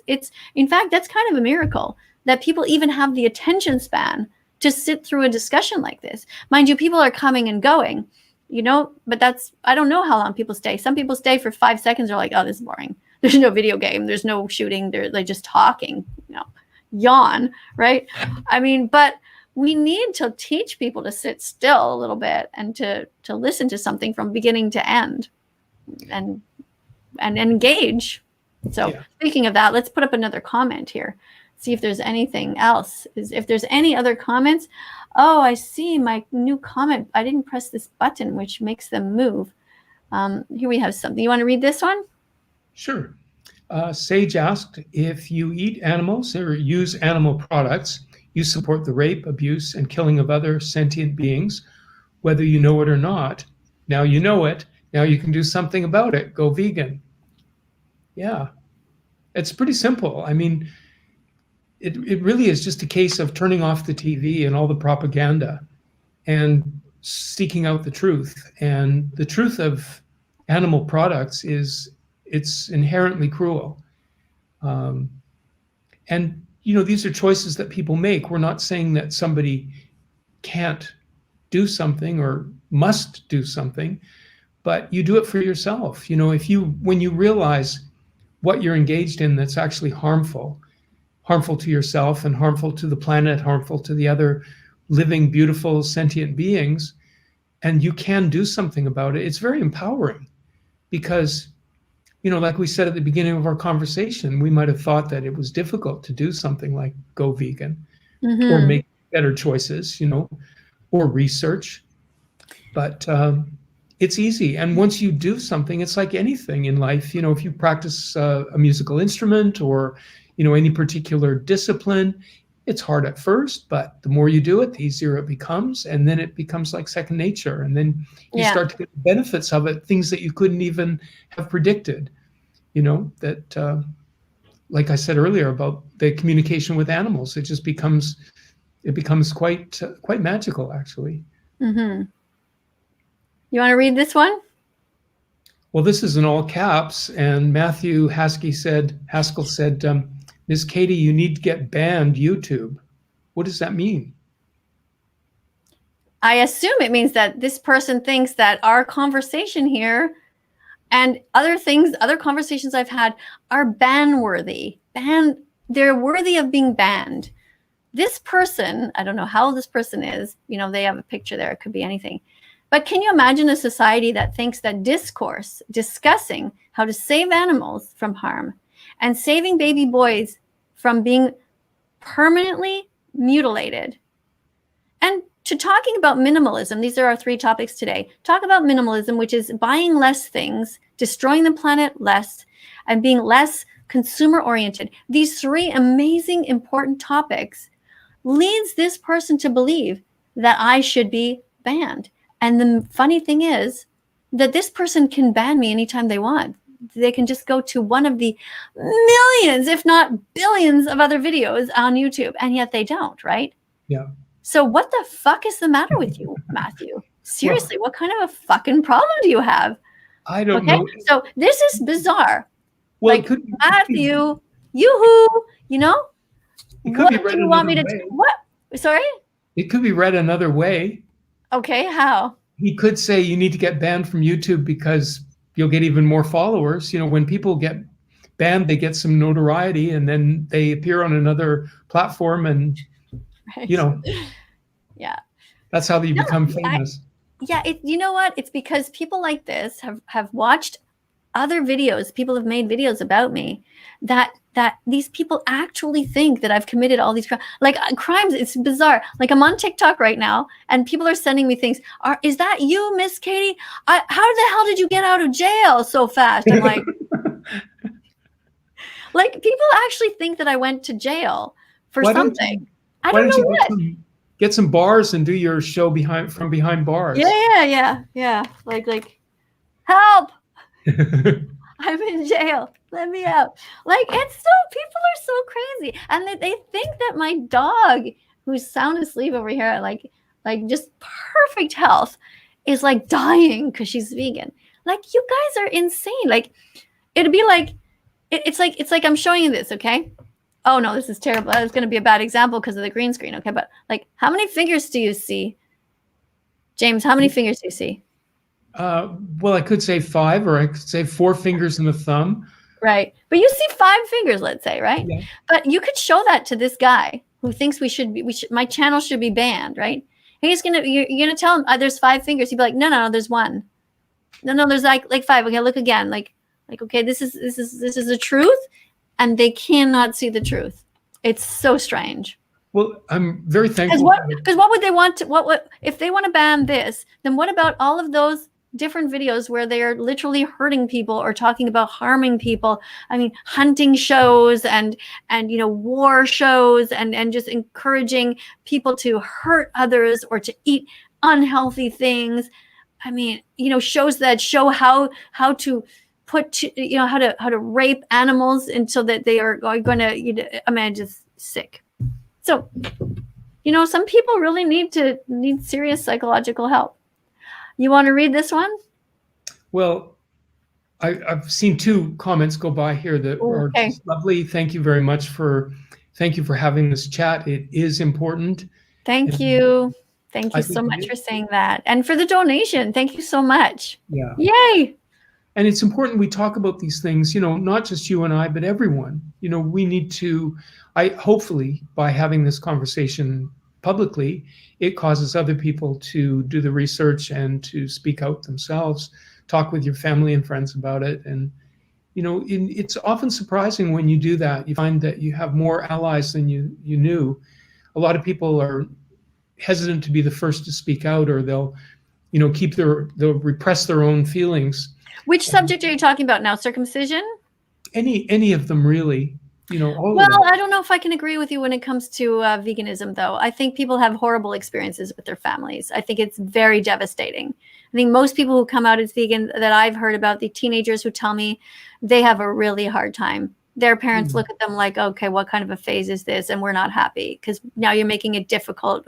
Now we have to feed you separately. And, they tell the kid, go buy your own groceries or whatever. I don't want anything. Like, there's so much vegan phobia. Yeah. And I tell people what they need to do is with their kids come out of the closet as vegan, because we're all born vegan. And we just only realize it later that you should be vegan fantastic. The word that I invented, it's spelled with a PH. And that means you're an ally and you're kind to your kid. Yeah. Or your niece or your nephew. And that goes for kids too. If your parent decides to be vegan, don't just look at them like, Mom, what the hell do you mean we're not going to McDonald's anymore? Say to them, that's great, Mom. How can I help? That's it. Let's research recipes together. Let's do this. Let's do this as a family. Come on, everybody. Let's stop bringing these dead animal products into our home. Point final. Finished. The door's there.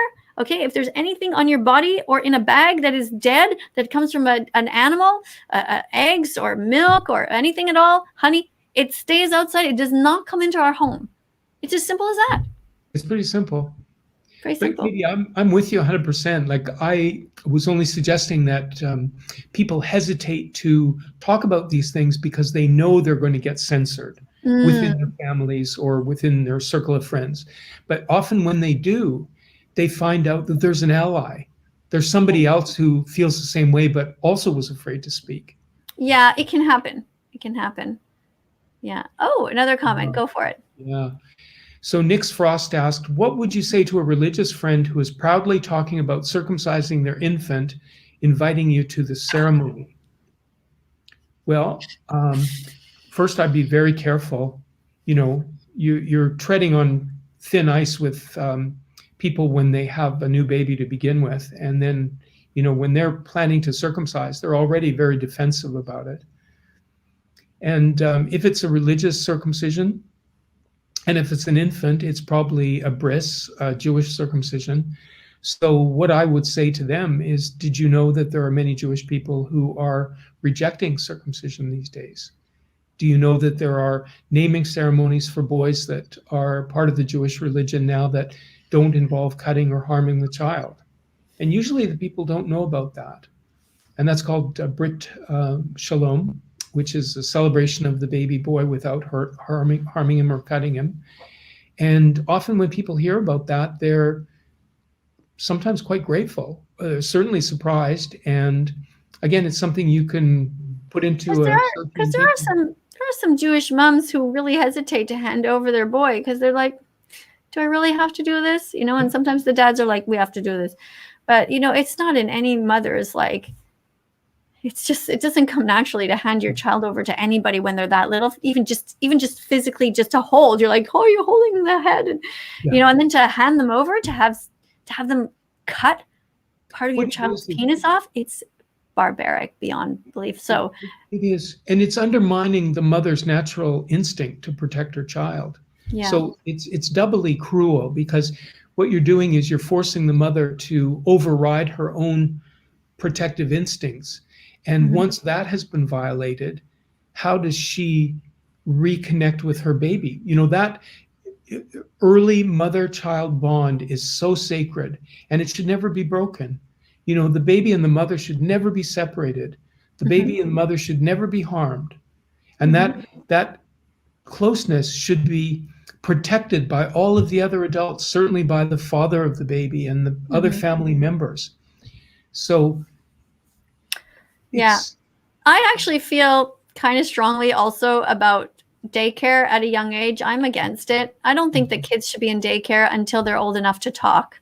I mean, I think that they do need at some point some friends to play with, for sure, you know, but I just... What we're seeing here, I just feel like there's something unnatural about that. And if your kid is there and they experience the first time in their life being hit by another child, you know, or being bit by another child, and you're not there and you miss out so much. But I know it's not always financially possible, and that's got a whole other subject.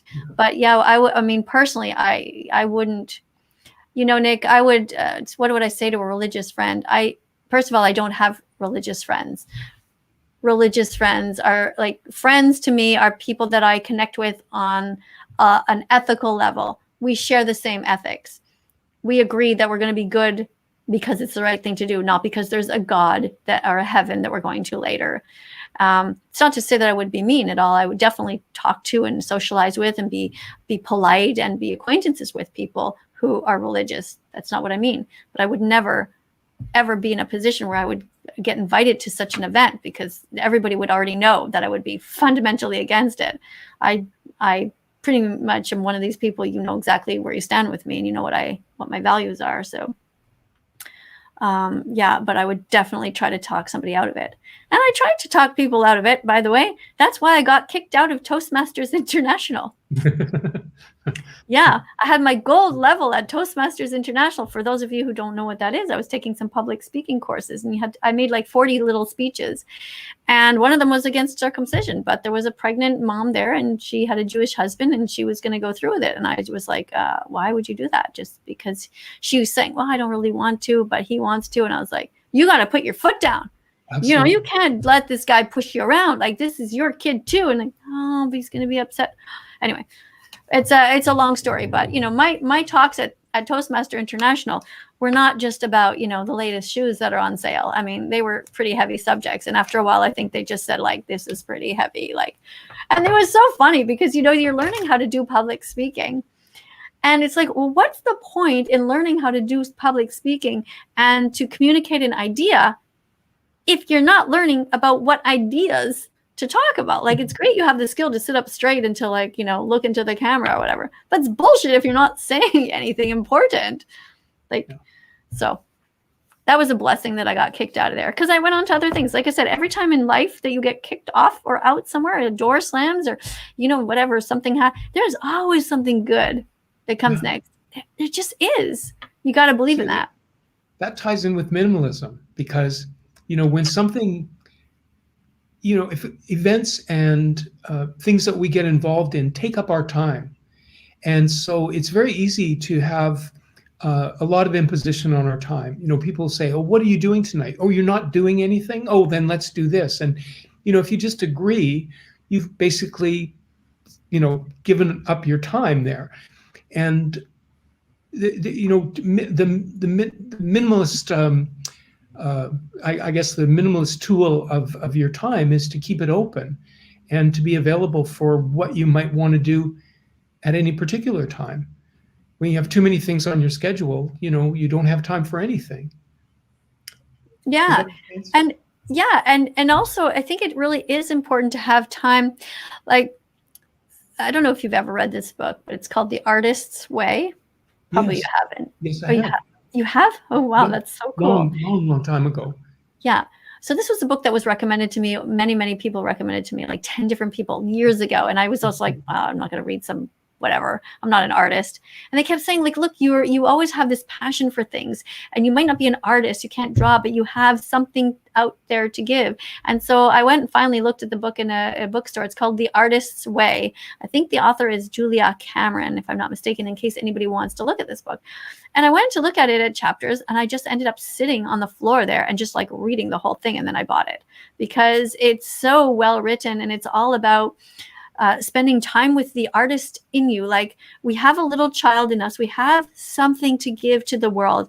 Like, everybody has something that's going to come out. And art isn't just drawing. It can be helping, like an organization. It can be helping the animals. It can be helping the planet. It can be helping humans who are suffering. It can be through, talking is an art, writing is an art, filmmaking is an art, and we all have something to give to this world to make it a better place. And that's what that book taught me. And I decided, like, you don't usually write in books, but I thought, I'm going to write in this book. And I put all these little notes everywhere. And it's so fascinating to look back at it and to see how, this is like, I don't know how long ago now, maybe 15 years or something, and how I've been through so many things since then. And so many bad things have happened to me. But every bad thing that's ever happened to me is not that bad. And there are good things after. One thing that comes to mind when you mention about, all of these things being artistic is really the oldest art form in the world is storytelling. And all of the mediums that we talk about are in a sense about storytelling, even painting. Music. It's all telling a story in one way or another. It's true. Oh, somebody's left a wonderful message here with a list of all these movies, including saying, Sage said, watch Dominion, Forks Over Knives, Earthlings, The Game Changers, and check out Gary Yourofsky's Best Speech. Yeah. Best speech you will ever hear on YouTube. Yes, that was really good. Speech. Really great. Thanks for the reminder of that one. That was my dream is to meet Gary Yourofsky one day. Like how I really hate Gordon Ramsay? Well, the opposite is true with Gary Yourofsky. I know he's a badass, and probably I wouldn't like him in real life because he's probably kind of grouchy, but he helped me to be vegan because he just said it the way it is. And he gave me the freedom to be able to call it like it is. It is a Holocaust. And yes, animals are raped. And these are two things that many vegans are like, don't say that. Don't say the word rape. What else do you call it when you're literally fondling a bull to get his sperm and shoving your fist inside a cow to force her to be pregnant? What is rape? That's rape. And what is the Holocaust? It's putting innocent sentient beings into gas chambers. Hello. Mm-hmm. We do that to the pigs. It is just a no-brainer. He has a great, he inspired me to be an animal rights, because it's kind of interesting. When I first became vegan, he was still on the scene just a little bit. I kind of saw him and then he disappeared. And I was like, oh my God, what happened? And I think my impression is that he had it up to here with vegans, not the animal abusers. Now, I want to go back and read his thing, but this is the impression I was left with, and I could be wrong, but that he just realized that vegans just got all caught up into all kinds of other crap, and I can totally see where he's coming from, that vegans can be the enemy, because what I've noticed is that, and it's unfortunate, that when somebody rises up in the vegan movement, it becomes more and more popular, people try to rip that person down. And right now on TikTok, I'm going to say, I said it yesterday too, but there's a guy on there, his name is Max. He happens to be from my town here in Montreal, and he now has 500,000 followers, and I'm telling everybody to follow him and support him. But do you know what the vegans are doing? They're just like, oh no, he's fine, I'll go and do my own thing. No, he's not fine. His account is going to be ripped down if you are not there helping him out. And here's the name of the account: stop_eating_animals. Now, you might see this video next month or whatever, and I don't know if it'll be down, but I'm hoping. I made a video and I had him here on the show, whatever. I talked to him and I said, Max, you got to get to 1.7 million and I want to help you. So I'm always trying to talk about it. You know, but people get jealous. And so anyway, Gary Yourofsky, when he left the scene, I was like, oh my God, who's going to be the next Gary? Who's going to talk about it the way it is? You know, and there were a few of them, but I looked around and I thought, I don't really see any women who are really trying to use this incredible tool that we have, this social media. And when someone told me about TikTok, I was like, I'm on it. Let's go. I can talk to kids. Like Facebook is like you're always in the same circle, the same people all the time. And YouTube is a bit kind of stuck. It's not the same. TikTok is a whole other thing. You're like this. You're out into the universe. I turned on my TikTok account, my new one, which has 1,000 followers by now, but it's like it's probably gonna be taken down because everybody's figured out it's me. Well, some people have. But anyway, you know, I turned it on and I've got like some guy doing a live. And he's speaking in a different accent. He's like a language. I think I got like somebody from Iran, or, you know, like you just open it up another time. And then I've got some girl dancing and she's in, Connecticut. And then the next time you flip and you've got somebody else who, a housewife, and she's cooking something in Poland. Like, it's crazy. It's so cool. That's wonderful. It's really very cool. satisfying knowing we can connect with people around the world on these issues. But, some people don't, right? Because if you only look at your same stuff and only comment on your own little world, like if you go in there and you look for Minecrafters or Fortnite people, that's all you see. And you become like this, right? Right. But if you are the least bit of a curious person and you just stay away from video games, which are a giant waste of time, and you go out there with the idea of like, I'm going to learn, I'm going to see what else is out there. There's amazing people. There's mathematicians who are teaching things. There's nurses who are teaching you tips on how to pass your exams. There's amazing stuff on TikTok. I love TikTok. Someone, I made videos for a number of years, which I posted to YouTube, and I have a channel with more than 500 videos on it. And then one of my Intactivist friends asked if he could re-edit my footage and make short videos for TikTok. And to my delight, he managed to I was lucky if I reached, I think my best video had 400,000 views over a period of 7 years. Yeah. And he was getting 1 million views over the weekend. I know. On TikTok. Isn't that amazing? Yeah. So that's why I tell everybody should be on TikTok. Now, I was banned, and anytime I poke my face out there, like, because they just hate me, because they don't want to be reminded of my message. But what's interesting is that there are other activists out there who just seem to have snuck under the radar, and they're just doing their thing. And Max is one of them. And I really think that I told him, like, he called me and said, like, what do I do? Like, I just don't want to be knocked off. Like, and I said, look, just keep doing what you're doing. He shows his face every once in a while, like every 5 videos, which is a great thing because people want to identify with the human behind there. But then he's going through each animal. He'll show what's happening with the pigs, what's happening with the fish, what's happening with the sheep. He'll show, they're very short. And, like, I'm just rooting for him that he can just stay up there because he has a huge reach on TikTok. It's amazing. That's So great. everybody go and support animal rights activists who are out there. If they're at the top, it doesn't mean like the top. I mean, it doesn't mean that they're snobby or whatever. I was still the same person as I am now.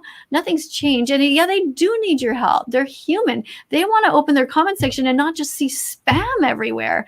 They want to feel like they want somebody to say, hey, way to go, nice video. And, I'll share this. I mean, I used to do that all the time and I still do. Yeah. I think we should help each other. Absolutely. It means so much to people who put out this hard work and are creative to hear good feedback. Mm-hmm. And it means everything. I mean, it gives you the impetus to create more and to do better Mm-hmm. and to reach more people. And I forget the gentleman's name who started off Bloodstained Men. Can you refresh me? There are several people that are very key to the Bloodstained Men. The first man to put on the bloodstained pants was a British man named Richard Dunker. Okay. And but then, who's the gentleman that's there now with the beard, the grayish, tall? Brother K. Brother K. Okay. Why does he call himself Brother K? Well, people can search him out, and there are several videos where he explains that. Okay. He changed his name in order to reclaim his identity as a whole human being, and not the name that he was given when he was born and circumcised. Okay, cool. Yeah. But anyway, when I said that I was going to do a video about this, I put on TikTok. I haven't talked to him really. I've never even talked to him in real life. But he said, "Hey, glad to see you're back, Katie. Looking forward to the talk tonight." And of course, I thought, yeah, I'm trying. I always promote his organization because I think he's doing such amazing work. But I was clear. But I'm going to say something. I was very clear in my comment. I said, yeah, and I would love to interview you as soon as you become vegan and consistent with your moral compass, because this guy I don't understand why these people who understand that this is terrible what we do to the baby boys, how are they not vegan? I don't get it. I don't understand why these people cannot Katie, see. it's a process. I understand it because it took me decades. It's been years. It's been years. Huh? It took me decades to become vegan. Even though my heart was there, I loved animals my whole life. I was able to make that distinction and that separation. Okay, but I'm sorry. I'm not going to let him off the hook that quickly. I will let you off the hook because here's why. Because I believe that, and I could be wrong, okay? But like I said, it takes 100 clicks until you become vegan, right? And you could say the same thing about me, that it took me decades, but it didn't really, because I didn't really know before that. I didn't really clue into all of it and know that it was possible to survive and not drop dead from lack of protein and all that stuff. But, we've had the internet for quite a while now. And this guy has, I know for a fact, vegans working with him. Yep. That have been around him, that is say, hey, let's go and eat vegan food. Like, I've done a bit of research on it. So, I'm sorry, Brother K, I don't know if he's watching, probably left because he's not interested in the vegan part. But if he's here, that the reality is time's up, buddy. You've had your 100 clicks. And I know you've been told to watch all of these documentaries. And by the way, don't take this out on James. He has nothing to do with my rant. Okay. James is sweet. I'm not. I'm a bitch. And I'm not afraid to say it. I am going to tell you, you should be vegan, because you know why? Because if you were vegan, you would be sitting here and you would be on the other side of me, and it would be the three of us talking about your important work that you're doing, which is an amazing job. But the fact that you are just only caring about baby boys and not about the baby pigs who have their testicles ripped out of them and their tails cut and their teeth cut, and you sit there and eat animals, is unforgivable. Just stop it. Well, Katie, let's play. You be the bad vegan and I'll be the good vegan, okay? Like good cop, bad cop. Yeah, you know what? I just want to be the good cop sometimes, though. I'm always the bad cop. It sucks being the bad cop. I don't want to be. I want to be like the good cop. Let's just role play, and you just be the meanie one time. One time we'll do a show, fun. And you'll just be. I'll just be here well, actually, you know what? Yeah, sometimes if I have a really spicy guest on, I can sort of go, well, I don't really, and I can sort of look a little bit more angelic, but. Yeah, the reality is I kind of lost a lot of patience. TikTok just ruined it for me. I mean, it's tough. Well, because I ended up realizing how horrible humans are, and I said straight out, I'm not signing my organ donor card. I don't want any of you people getting my organs, and that was a shitstorm as well. Like, it was all across the news. People were saying, like, oh my God, she's not giving her organs to anyone unless they're vegan. It's like, yeah, if we're 1% of us, and what are the chances that if I die, let's say I get hit by a car and, and my heart's still pumping, but I'm half dead, and, I got tubes in me, and somebody can take my heart and my lungs and my eyes and my ears or whatever the heck they want, like, why would I give these body parts to whoever? Most people watching hopefully are vegan. I don't know, but why would I pretend you're not vegan, or whoever, somebody must be watching who's not vegan? Why would I die and leave my body parts to you? Or, like, God forbid, imagine they end up inside of Gordon Ramsay. Now, you should make a video about that. Like, what? Like, so I'm just going to give my body parts to somebody who's going to keep paying to hurt animals, to keep eating them? Like, no way. What about... Fuck that. Until the world, sorry, just going to finish. Until the world is 51% vegan, and the odds of my organs going into somebody who actually is not going to keep, like, imagine I give my stomach to somebody and they literally put dead bodies in it. Like, no. And until we are 51%, I don't want anybody to have my organs. Okay. But you know what? Okay, hold on. I say that, but I don't know. I didn't sign it this time around. In Quebec here, you have to sign it. I think it's every time you get a new Medicare. Do I really think that way? I don't know. I'd probably sign it. But, like, I feel like you guys know what I mean. I just don't. I believe in the end that we should all be kind to each other. And, who knows, maybe if somebody finds out that they got that vegan teacher's organs, they'll feel like, I should be vegan now because I have her heart. I don't know. Hopefully. Well, so many things come to mind. And that was one of them, was that, if you donate your organs to somebody who's not a vegan, maybe they're going to be inspired to be a vegan based on, my stomach feels like I'd like to have a salad right now, or some delicious vegan lasagna or something. I don't know. But, back to our experience on the road with the Bloodstained Men was very interesting, because we were a group of usually around between 8 and 12 people who were traveling and protesting together. And at one point, we were more vegans than non-vegans. So, we would go out for dinner, and okay, hold on. I'm going to interrupt you for 1 sec, because I want to get this right out of here for a second. So thank you very much for the $5 donation. And I'm going to use it to buy some oat milk and some soy milk. And I'm sure that you love milk from those animals, but what you're doing is a terrible thing. And I'm going to get this off the screen right now. I don't care what else goes up here. Something else. It could be anything. Okay, bro, this is cancer. Okay, that's not any good either. Another one. Watch the news channel. No, I don't know. Like, what are these comments? Sorry, can you make me mod vegan tea? Let's just leave that for a sec. Maybe. Cloud9, show me that you're posting some good questions and some good comments and that you're an ethical vegan, and I'll maybe make you a mod. Okay, sorry, James. So, it's interesting when you talk about the 51%, and 51% of the people are vegan. Well, we were living that experiment. And when more than 50% of us were vegan, it changed the way, the dynamics of how we decided where to go out and eat. And the other thing that's very, very interesting, and I've seen this so many times that it's actually a thing, is that when you order delicious vegan food and the food comes and you're sitting with a group of people, very often somebody has ordered some dark brown piece of meat that's overcooked and doesn't look even very good. And meanwhile, here's this brilliant, beautiful, colorful dish of the person eating next to them. And you can see the wheels turning. Like, people are going, oh, I should have ordered that. And is that really vegan? Like, oh, can I have a taste? It's really good, And that sort of thing, I think, back to Brother K again.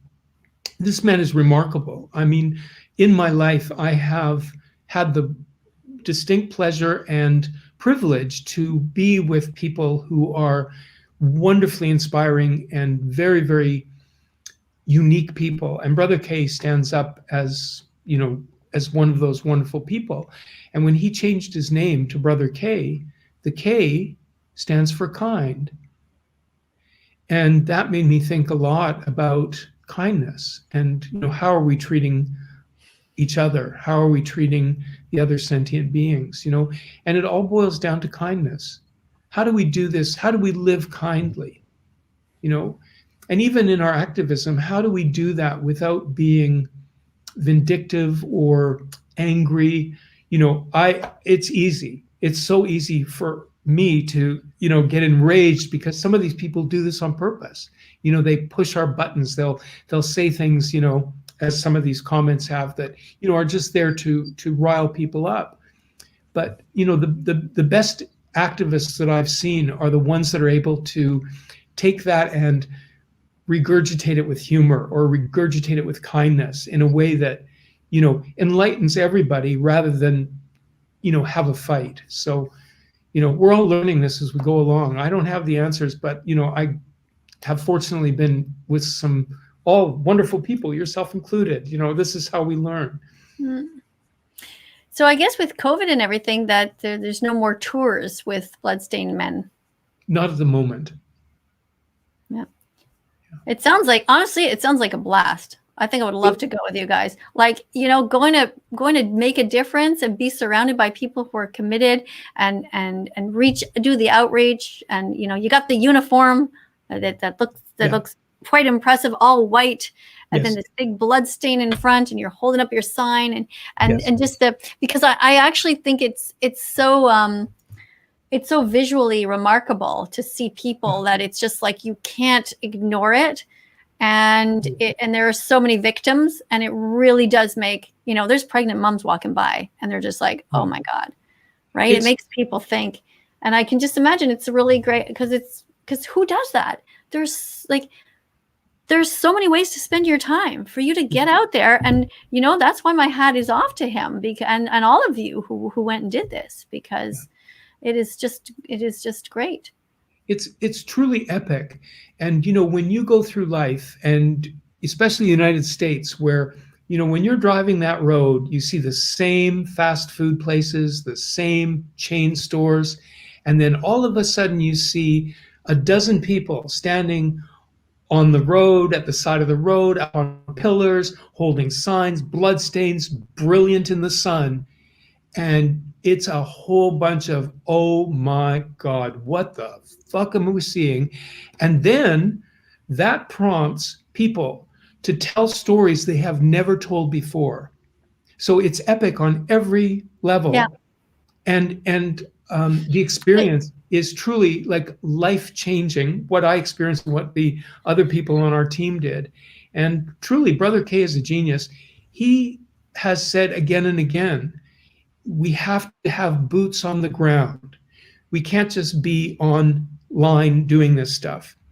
But I do want to just jump in, Katie, and say one thing. Even though bloodstained men are not on the road protesting right now, what has been happening in the last year is we've been using donation money to buy billboards.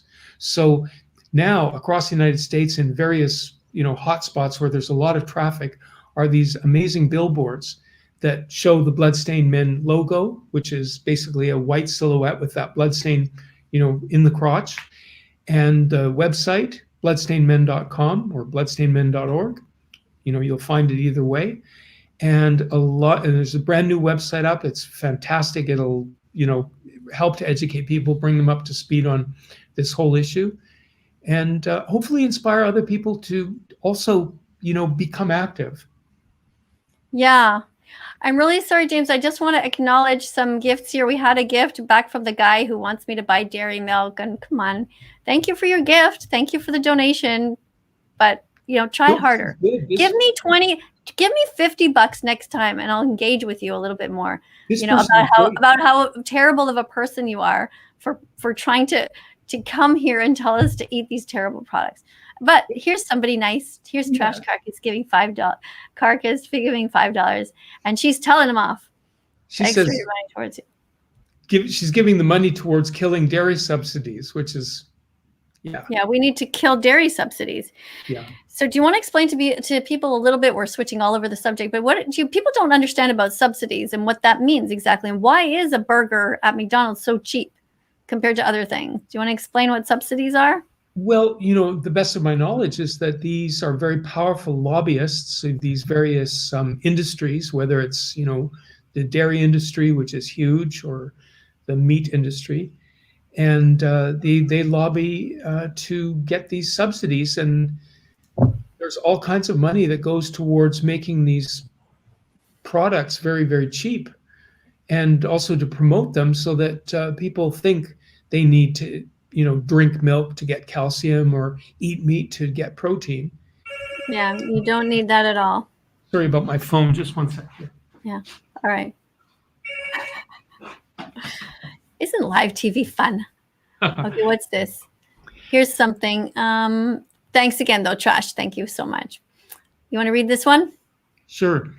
Random vegan. Oh my God, it's been 2 hours. Oh. I'm supposed to try to talk for an hour. I'm terrible at this. No, because I'm going to run out of time. Because you know, they only give you a certain amount of free hours. Oh, but wait, I just got some free money. So yeah, maybe I can buy the thing, because you only get a certain amount of free hours to do these things, and then they cut you off. No, but so let's keep talking. No, thank you guys. Thank you for the money. The donations are going to help, so we can do maybe, because I was really trying to do one a night at 8 o'clock because I find them so interesting. For me, I'm always learning with my guests. I find it like just even personally. But anyways, go ahead and read. Well, Random Vegan Banana wrote, "Hello, sir." I guess that's me. "I was wondering what your thoughts are on the organization PETA, People Again for the Ethical Treatment of Animals are. Do you think they are a good organization and help the cause, or do they hurt the cause, or somewhere along the middle?" Well, I know that there are issues with all of these organizations. I don't know all the history or the details of that, but one of the people that I was traveling with Bloodstained Men was a wonderful activist for PETA. Actually, two of our activists for Bloodstained Men were involved with the organization of PETA, and they're people that I trust, and I know that they're doing good work through PETA and also on their own. And so I would tend to think they're a fairly good organization. And I've read Bridget's book. I'm trying to think of her last name. The founders of PETA. I found Ingrid Kirkwood or Ingrid. Newkirk. Ingrid. Yes. Okay. Yeah. Sorry, it's been a while, and a lot of water under the bridge since then. Yeah. But, and plus, you're a minimalist, and you just get rid of all your books after you've read them. So. I do. But how can you do that? Oh my God, I don't know. I hold on to all my books. But we talked about this yesterday. Actually, we talked about PETA, and I sort of had a similar view to yours too. There's problems with every organization. There's always a few little spats. There's things that go on, but in general, I think they do really good work, and I think they try hard, and I think their heart is in the right place. And I definitely think that you should put them in your will or whatever. Okay, yeah, Newkirk, Ingrid Newkirk. That's the name. Thank you. And yesterday I thought she was from Virginia. I wasn't sure, but I looked it up. And I thought she was from Florida. But PETA is based in, now I forget. Is it Virginia? Aren't there two Virginias? West Virginia and Virginia. Anyway, somewhere there. I'm Canadian. There was another comment that had the word Jew in it, and now I'm curious. What was that all about? Was that to do with circumcision again, or anyway something? Yeah, someone said that the media was run by Jewish people, and that they'll shut us down, and for talking about circumcision. But I don't agree, because I don't know. My experience with Jewish people has been, first of all, that the Intactivist movement is made up of many, many Jewish people. Well, sure. And they're the ones who had this procedure done, and they're the ones who were sort of saying, hello, stop. Yes. And also, my understanding is that the essence of Judaism is to question. So, this is what we're doing here, is we're questioning something which, and I love my Jewish friends. I mean, they're deeply feeling wonderful people. Yeah. And they have fun weddings. I always said, I wish I had a Jewish wedding. I want to be on the chair there and hoist it around and all the people dancing. That looks like so much fun. Are you watching the series on Netflix called Shtisel by any chance? No, I don't have a TV. Oh, yeah. Okay. Yeah, that sucks, man. Minimalism sucks. No, but anyway, No, I was just watching it last season. Anyway, for those of you who don't know, it's all about Orthodox Jews and what goes on in their real life. And I find it kind of interesting, but it's hard to watch in bed because you have to read the subtitles because it actually is in Yiddish. Yes. And I'm one of these people that I get to bed and it's like, okay, I fall asleep like I'm so I sleep. I need more sleep.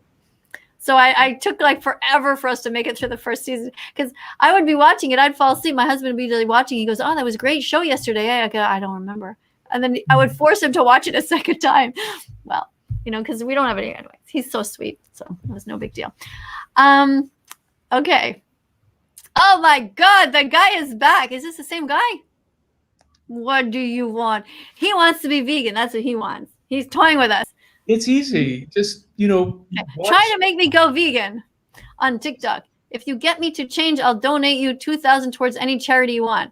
Really? How about me? I'm a charity. 2,000 what? 2,000 Bitcoin?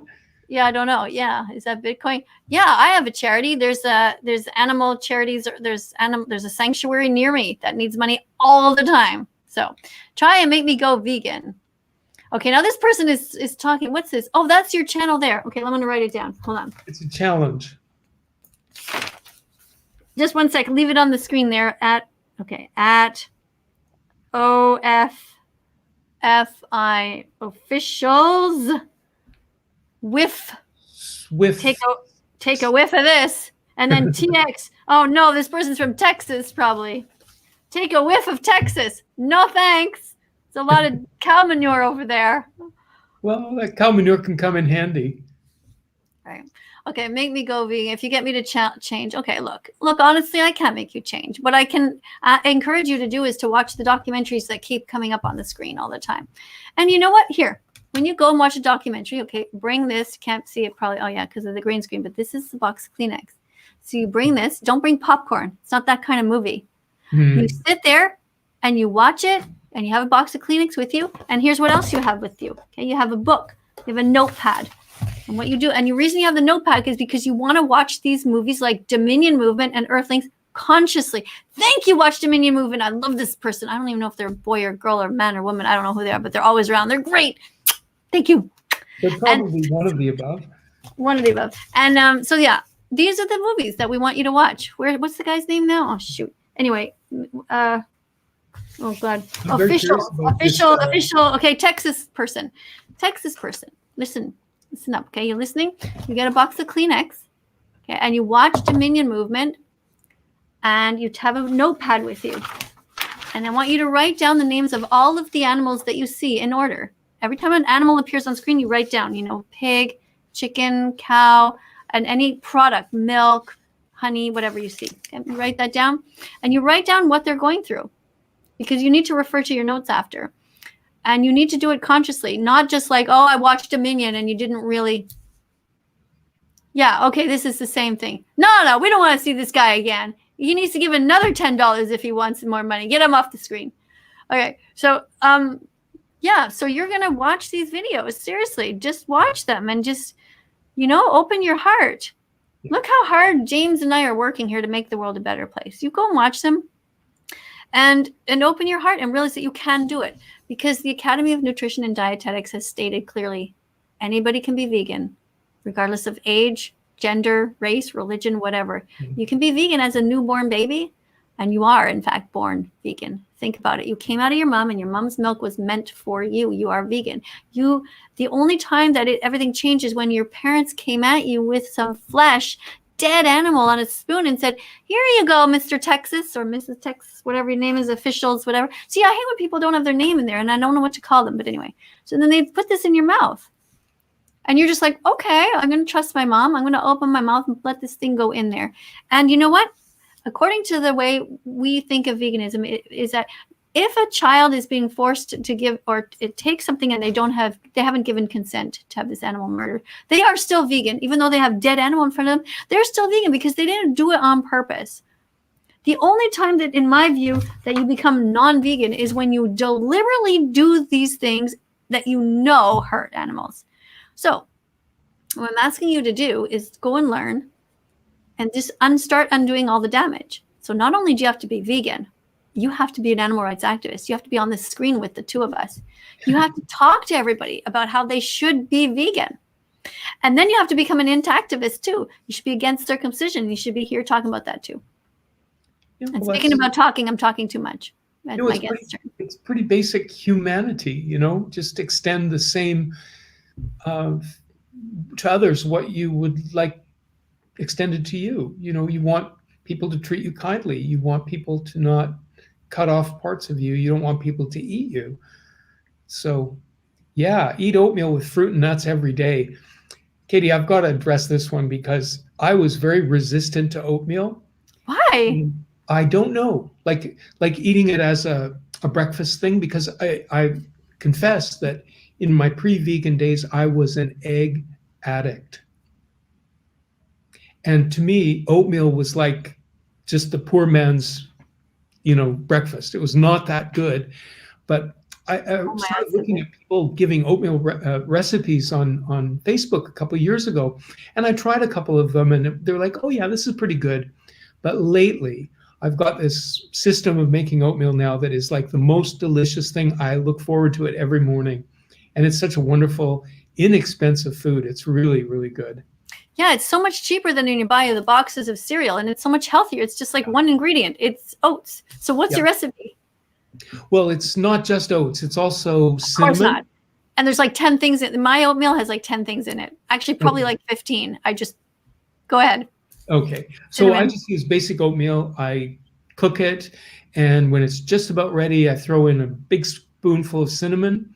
And I get these wonderful frozen blueberries and walnuts. Yeah. And they go in at the last minute and warm them up. And maple syrup on top. And it's like, sometimes, I can have it in the morning. And then I think later on I'm hungry, maybe not going to have a very big dinner. Oh, maybe a bowl of oatmeal again. That would be good. Cool. Yeah. And you know what I always put in there also is you should really have every day some ground up chia seeds and flax seeds. And it's not hard to just throw them in there and you've got your portion for the day. Yeah. That's what I do. So then while I'm at it, I'm like, meh, just put in some hemp seeds too. And then, okay, I'll just throw in a bit of pumpkin seeds. And then I throw in some sunflower seeds and walnuts. And next thing you know, I'm putting a bit of raisins in there and I'm throwing I use banana I put a banana right in it and I mash it up. Yes, so that gives it sweetness. And then I also sometimes add, bits of dates. I just cut a couple of those up, throw them in there, a little surprise. Oh, date. But yeah, you can get, it's so delicious. Where's Mr. Texas person? Try having some good hearty oatmeal every morning. So good. Yeah. Well, soy milk or oat milk on top. Yeah. Or mixed everybody at their own speed, and hopefully the people listening to this will, get some ideas and, maybe give it a try. Watch some of these films. Look into some of the things we've been talking about.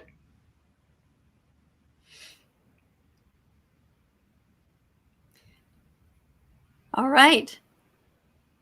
Read this out loud.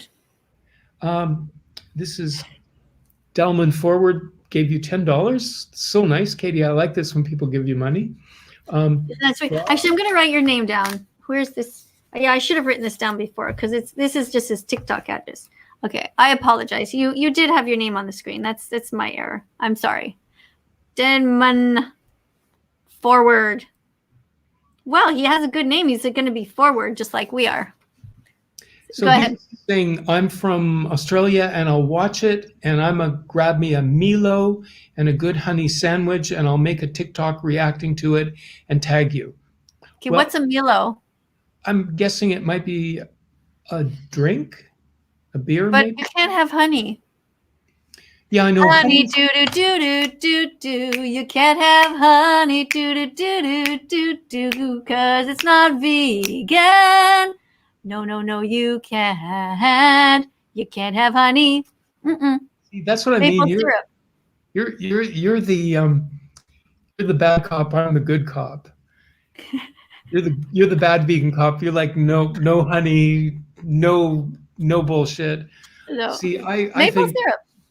Maple syrup, sure, but it's a process, and people have to come to it on their own. We can't make people be vegan, but we can inspire them. Oh yeah, I'm going to play my little violin here. It's a process. Let's just let it last for months and years. Fuck the process. Okay, process, yes. But now you've been watching us, Mr. Diamond Forward. Are you female or is that a girl's name? I don't know. Them, they, Z. It's not that long of a process. Just watch the documentaries and just feel it, bring your Kleenex and come out the other side. And from my perspective anyway, and I'm sorry to cut you off, my dear friend here, but it really shouldn't take that long. I understand that when you've decided, it still takes you a while to empty your fridge. You might want to finish your cheese and you might have a freezer full of stuff. Okay.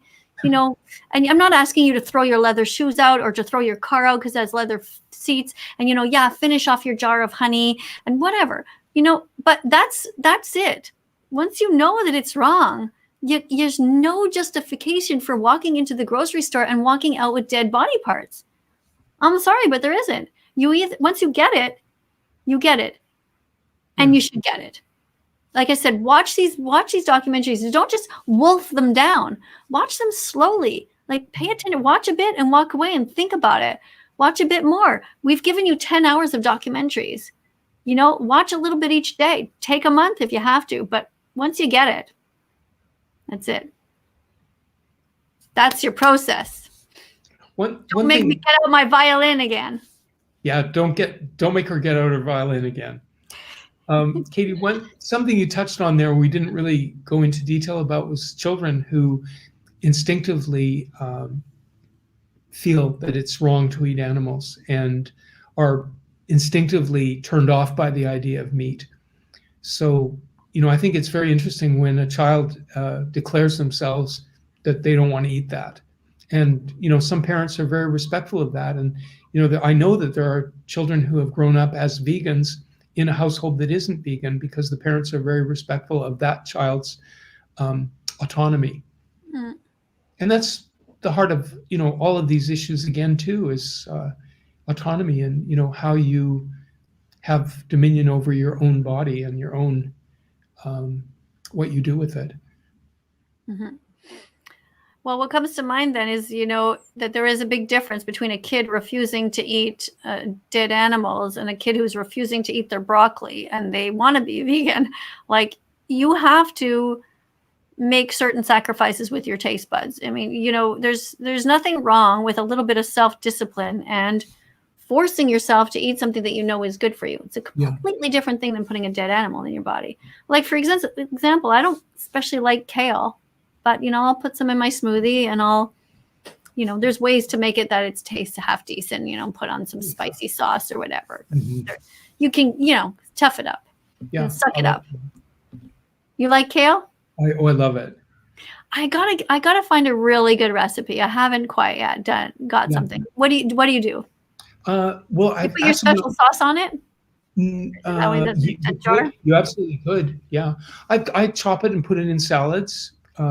One thing you could do with kale is you can massage it. Like, you can put a bit of oil on your hands and really work it into the kale and it softens it. Chopping it up. What kind of oil do you use? Just a bit of olive oil. Okay. Because we don't even really buy oil anymore, but I think that I can make an exception for kale. Kale's really good baked. And a little bit of salt, not very much, just enough. You have to be so careful because you can make it too salty. But if you oil the kale, break it into pieces, pull out the spine, and bake it. Yeah, why do you not eat the spine yourself? Nobody seems to eat the spine. It's so tough. And in a blender, it's bitter, I guess, eh? You can put it in a smoothie. If you put dates and other good sweet stuff in there, you can use the leaves or the spine, not too many. Like, you don't want to make a smoothie just out of the spines. That would be terrible. But trash carcass. Honey is literally bee vomit. Well, it's very sweet vomit. But literally. But people use the word literally not in the proper fashion. But this is literally. Yeah. It literally is bee vomit, yes. Yeah, I know. It's so weird. I didn't think about it. It's so strange. Well, bees are very inspiring. I mean, you know, when you recognize what insects are capable of, you know, that their abilities so far surpass ours as far as things that they do that are, you know, part of being a bee. It's pretty amazing what they do. We should at least respect them. But you had another comment there where somebody was asking about, yeah, here it is. Okay. Random Vegan Banana asked, do you think we could ever achieve a full vegan world? If you think so, then how could we achieve this? And thank you for all your hard work. Well, thank you for your beautiful comment. And I think we can achieve a better world. You know, it's moving in the direction of, and I think it's sometimes better not to have too huge a place that we need to move to. We just need to move incrementally in that direction. And, you know, once we achieve more people treating each other and the world kindly, you know, that's going to then be it's going to perpetuate more of that. But I think we can. And, you know, Katie, I want to just share with your readers a film that I just saw that was so profoundly good. And it has a bit of a vegan theme in it. And it's a French film, I think made in 1996 or 7, somewhere around there. And the original title was Le Bel Vert, which is The Beautiful Green. And it's a bit hard to find, although you can find it on BitChute with subtitles. Not the highest resolution, but it's such a beautiful, beautiful film.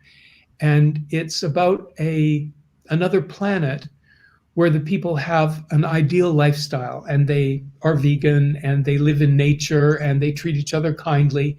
And every so often, one of them comes to Earth and observes what's happening here. And it's a French film, so they come to Paris. There's one of the characters decides that she'll go to Paris and see how the people are living. And it's a comedy, and it's absolutely brilliant, and it's so beautiful and so inspiring. And I'm so glad that I was turned on to this film a couple of weeks ago. Beautiful, beautiful film. And I understand French, so I can watch that. Then because they speak very, very quickly, and there's so much visual delight and so much good comedy in this. How old is this film? 96 or 97, I think. Okay. Okay, cool. I'm going to check it out. Trash Carcass gave us $5, so I am going to read her comment and I will sing it. Respect them by leaving them alone. It takes a lot of work for bees to collect that honey for themselves. Yeah, so that was the worst singing ever, but yeah. Yes. Ooh, that's not bad. That's good. Meh. I've done better. I'm glad you sang it. I couldn't sing it. Well, anybody can sing. That's people always tell me, oh, you suck, you sound bad. I'm like, I don't care. Like, okay. You know what? When you're a kid, you just sing. You don't give a crap. Right. Like, life is too short. Yeah. You know, I'm not going to wait until my hair is perfect and my voice is perfect and everything's perfect. You're just never going to do anything in life if you do that. I never would have been on TikTok if I thought I had to be perfect. And you play the ukulele as well, right? Not totally imperfectly. I just basically learned, you know, the basic chords. Like I just know, like, you know, very simple chords. See? Look what my husband did. He put this little thing on the end. Can you see that? A little hook. So I can put this little strap. It's made out of, it's super light. So I can walk around the neighborhood and play.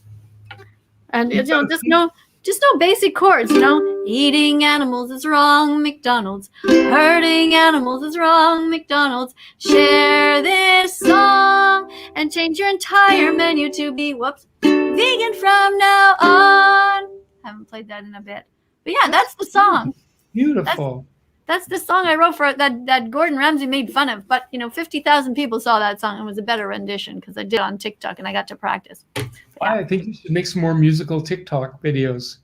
Yeah, well, I can't anymore because they kicked me off. Oh, well. Unless I hide my face and pretend I'm someone else.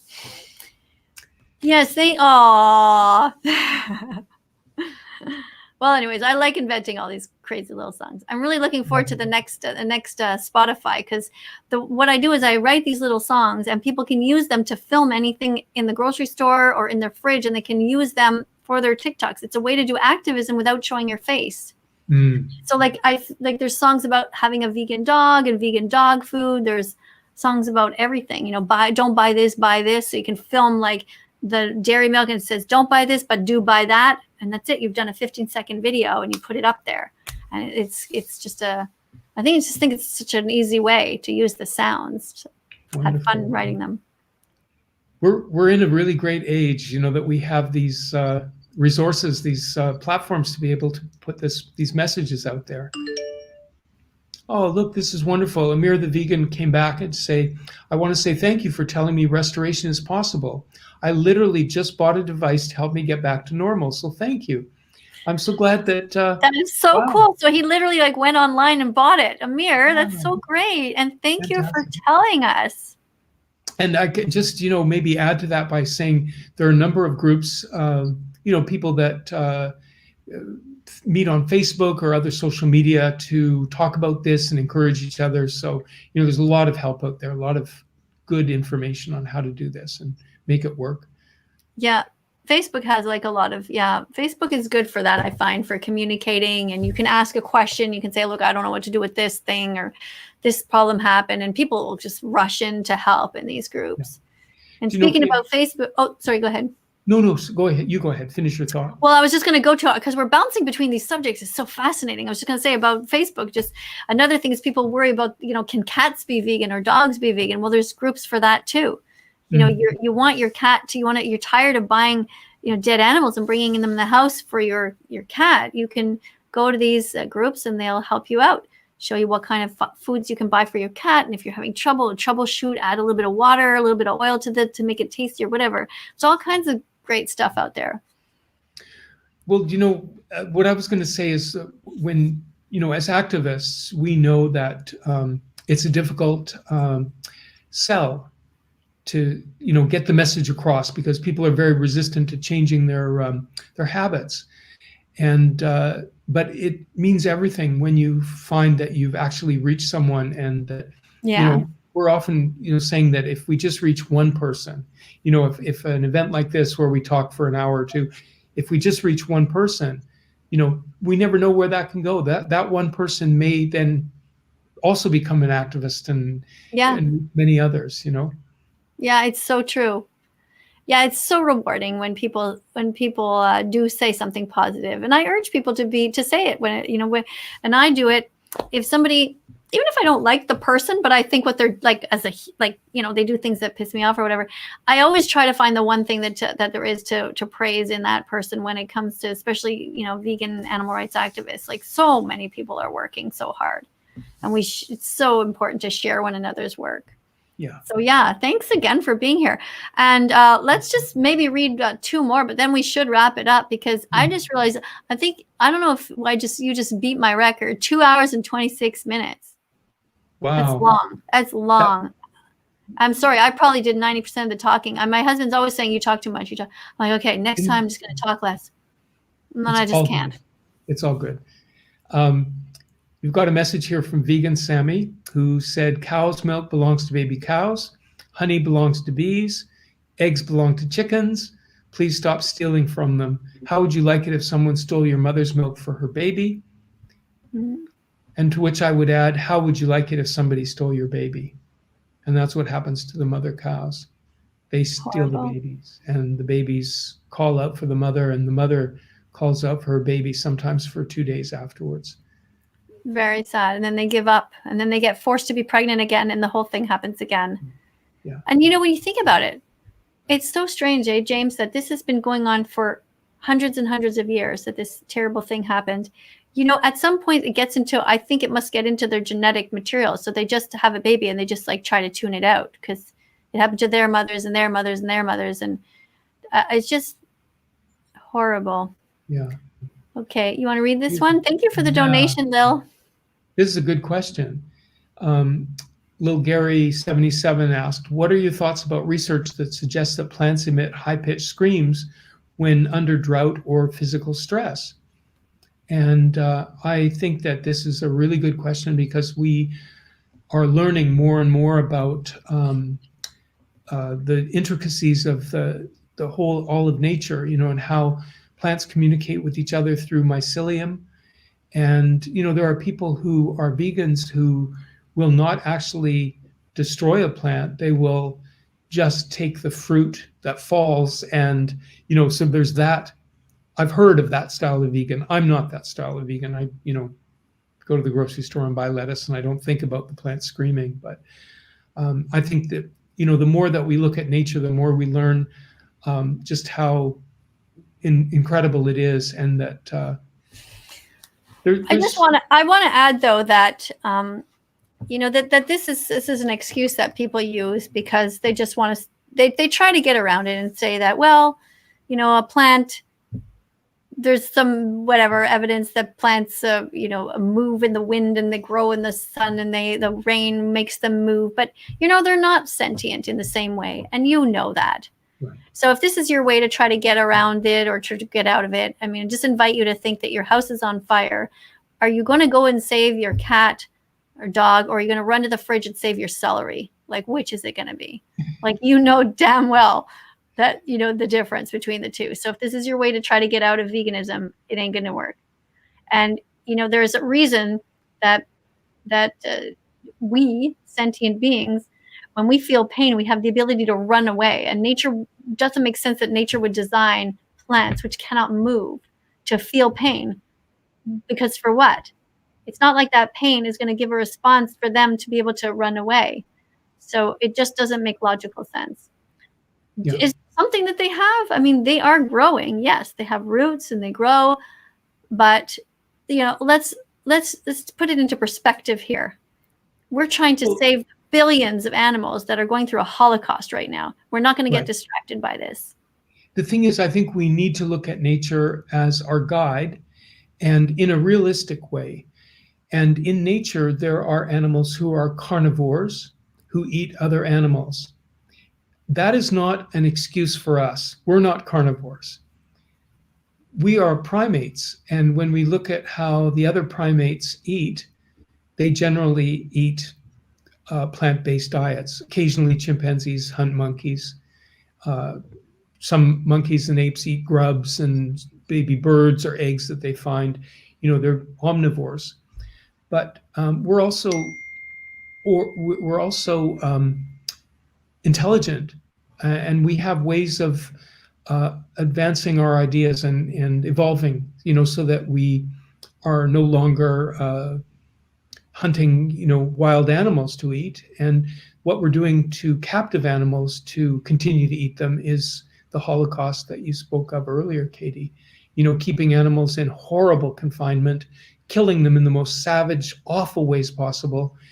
People are attracted to these jobs in slaughterhouses because they're either so poor that they have to do it, or in some cases are so sadistic that they enjoy doing it.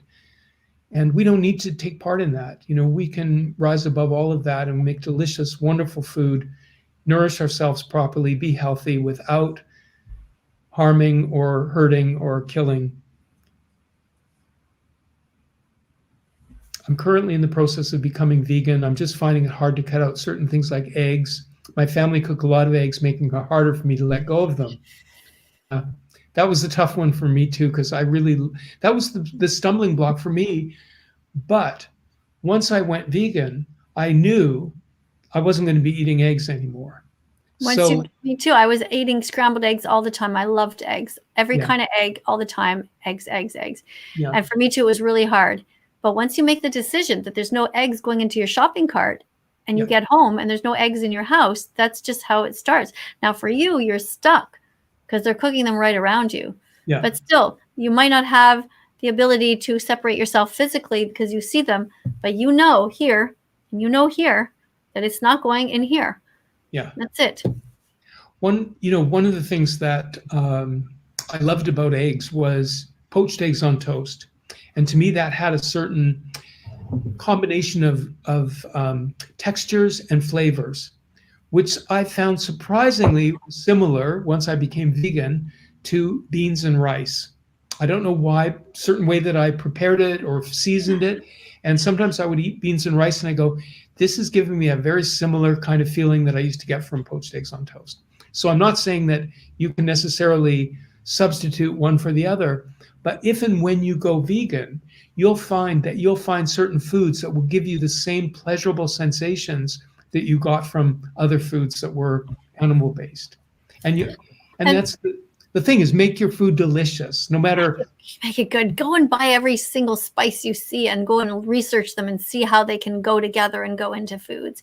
Yeah. And another really big tip is that when people they become vegan, they often just don't eat enough calories. So they feel like they're always craving something. So really, the best thing you can do is everywhere you go, right at the beginning, just go to the store and buy like every single nut you see, like every type, Brazil nuts, walnuts, hazelnuts, and all almonds, every kind, and buy a huge bag of dates and buy raisins. And what I also encourage is that you buy all the different seeds, like pumpkin seeds and sunflower seeds and hemp seeds. And then you just get home and dump everything together in a bag and put a spoon in there. And then you like a solid plastic bag, or a Tupperware type case. And then when you're hungry, just indulge, just eat it. And where the figs and the raisins are good is they give it a little bit of moisture, and you're just shove it down. Have a water bottle and just shove it down. And once you've got 400 calories in you or whatever amount, it adds up quickly. Then you're going to be okay. Yeah. Now I'm all right. I don't need to rush off and buy something else. And you thought that sort of fulfilling, and then you can think logically, okay, now what am I going to actually eat? And then you go and get some vegetables and make a salad or whatever, tofu or lentils and beans. But I think that's the hard part is people, they don't eat enough calories. They don't think ahead. You got to plan a bit. Yeah. Set it up for success. Yeah. You said it, like, buy all this delicious food, plant-based food, bring it home, keep it stocked up, and make big quantities so that the trouble that you go to make something, you've got lots of leftovers, stuff you can freeze, stuff you can put in the fridge. And then when you're hungry, eat some more. Like if you get hungry an hour later, have another meal and get used to eating that way and make delicious smoothies. Fill in the gaps with a beautiful smoothie. Learn how to make them really, really nutritious. Nuts and seeds and fruit and leaves and dates. Dates are incredible. Yeah, it's good to invest in a half decent blender, but it doesn't have to be expensive. We had this cute blender with just one button on and off. What was the brand name? It started with an O, Osterizer or something like that. That thing could pummel through anything, and that was great. Yeah. I mean, recently we got a bigger one because I gave the smaller one to my son. But get a good blender and just shove stuff in there. Like put some bananas in there, and you put some frozen fruit is always good, or even canned fruit if you really need to. Like just stock up on pineapple in cans. And my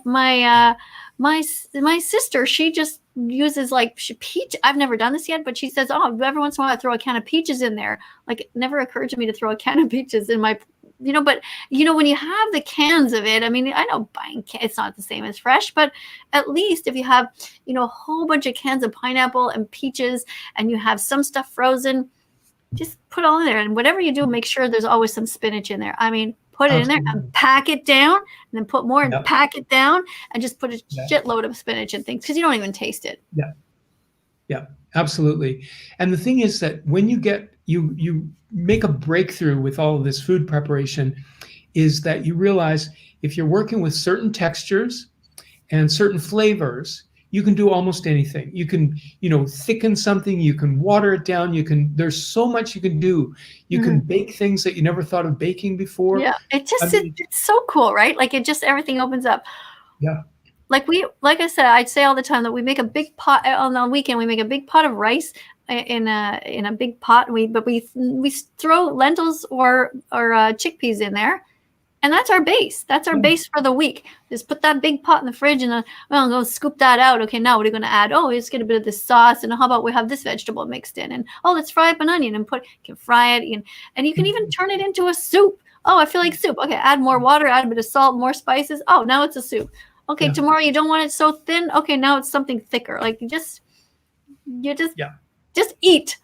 Just eat healthy foods. just buy the healthy food. Don't buy the crap. But if you're just becoming vegan and you really need to buy the crap to get you over the huddle, to not eat eggs or whatever, sure. just do what it takes. Vegan Sammy left a message here, and this is really good too, saying even vegan ice cream tastes like normal ice cream. Of course, even better in some cases. Once again, no animal abuse involved. Animals' lives matter more than taste buds. Stop murdering animals for taste pleasure. This is very key, because when you realize you have been participating in something that is harmful to other creatures who also only want to live, they just want to sit in that setting sun and enjoy the warmth just like you do. Why, how, and why is it that your taste buds are more important than that other creature's life? And once you realize that, I played some tricks on myself to make myself vegan. And one of them was, I said, could I go vegan to save the life of one of my friends or family? And I thought, of course I could. If that's what it would take, of course I could. Now it's just a trick. It's just a mind game. But if you can say yes to that, why can't we say that to actual lives? When we go vegan, we save all of these lives. We no longer are participating in that torture and cruelty and killing of animals. And we're also making ourselves healthier.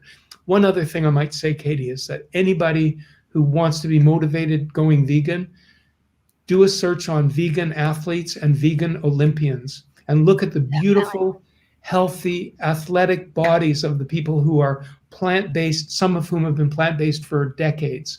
And these are people winning medals and setting world records. And they're beautiful. Because people typically, and I know this even happened to me, when I first became vegan, the first time I got a cold or I felt tired or whatever, I was like, oh, it's probably because I'm vegan. Oh my God, this isn't working. It's like, no, stop it. Like you have a bad day. You get a headache, you feel tired. Like it's just normal. People feel it. It has nothing to do with you being vegan. These athletes are never eating animal products, and they work their bodies, they build muscle, they run, they do marathons. Like if they can do it, like we are capable of so much more than we ever think that we are. We really are. Katie, one of the women that I was traveling with Bloodstained Men, was a lifelong vegan. She's been a vegan since she was born. And she's, at the time we were traveling together, I think 40 or 41, somewhere in that. Are you talking about Celeste? Yeah. And she does not look 40. No, she doesn't. And at one point we were in the hotel and we were walking through the lobby or out of an elevator into the lobby. And I was just sort of paying attention out of the corner of my eye and keeping track of all of us. And I saw this teenage girl with us and I went, who's that? And the light was good. And it was just from body movement, and like gesture, a spring, like an energy. An energy. Yeah. And I went, who's that teenage girl? And then I went, whoa, that's Celeste. And she's a 40-year-old woman. And she looked like a 17-year-old. Mm-hmm. And she gets that all the time. And many vegans do, particularly those people who have been that way since childhood. Right. So, if that's not an incentive for, living your best life and, keeping yourself healthy, I don't know what is. Yeah. But keeping in mind that there are all different kinds of vegans as well, right? Some people are just like to move more, and some people just like to sit on a couch, and you can still be vegan no matter what. All right. My goodness. What else do we got? If y'all cared about the environment, we don't say y'all up here. It's so funny. You read this one. If y'all give it a good accent. If y'all cared about the movement about veganism, you should respect other people's opinion, whether it's against their cause or supporting it. Maybe the mods should take this to consideration.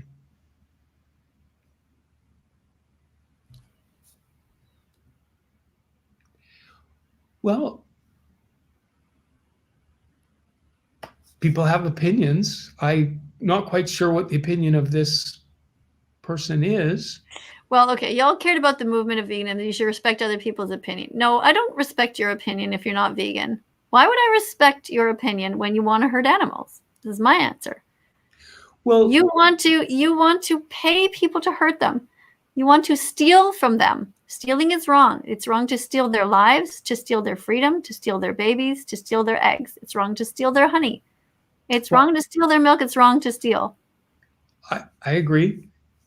What I know, a response towards that this very often would cause is people to say, well, they're not, they're humanely killed. They're not hurting them. They're just killing them. And so people make all kinds of, conniptions to try to justify this kind of behavior. But most people haven't seen what actually goes on in these slaughterhouses. And that's why a film like Earthlings is so good, even though it's just almost unwatchable. But if you because can it's so watch sad. that, Because it's so sad. So sad, and so cruel. And when you realize that's what we've been contributing to by making these choices, which is unnecessary, we can do better. Yeah. We can do better. So again, Mark, just please educate yourself and watch these movies. And I really don't want to talk down to you and say, like, you need to be educated. But the truth is, a lot of us really think that we know what's going on, and we don't. And I'm really sincere when I talk about stealing. And it's not just the life. It's not just like the death. It's their entire freedom. Yeah. They don't have autonomy to experience. Like, what do animals really want? Think about it. They don't have any items. They don't have clothing. They don't have a home. What do they want? They just want to experience a couple of things. They want to experience the sun. They want to experience the rain and the wind. They want to smell the earth, and they want to use their bodies to run or to climb or to fly. Like, it's the most basic things that they ask, that they just want, that are owed to them by us. And we have just no right to take these things from them, to steal that.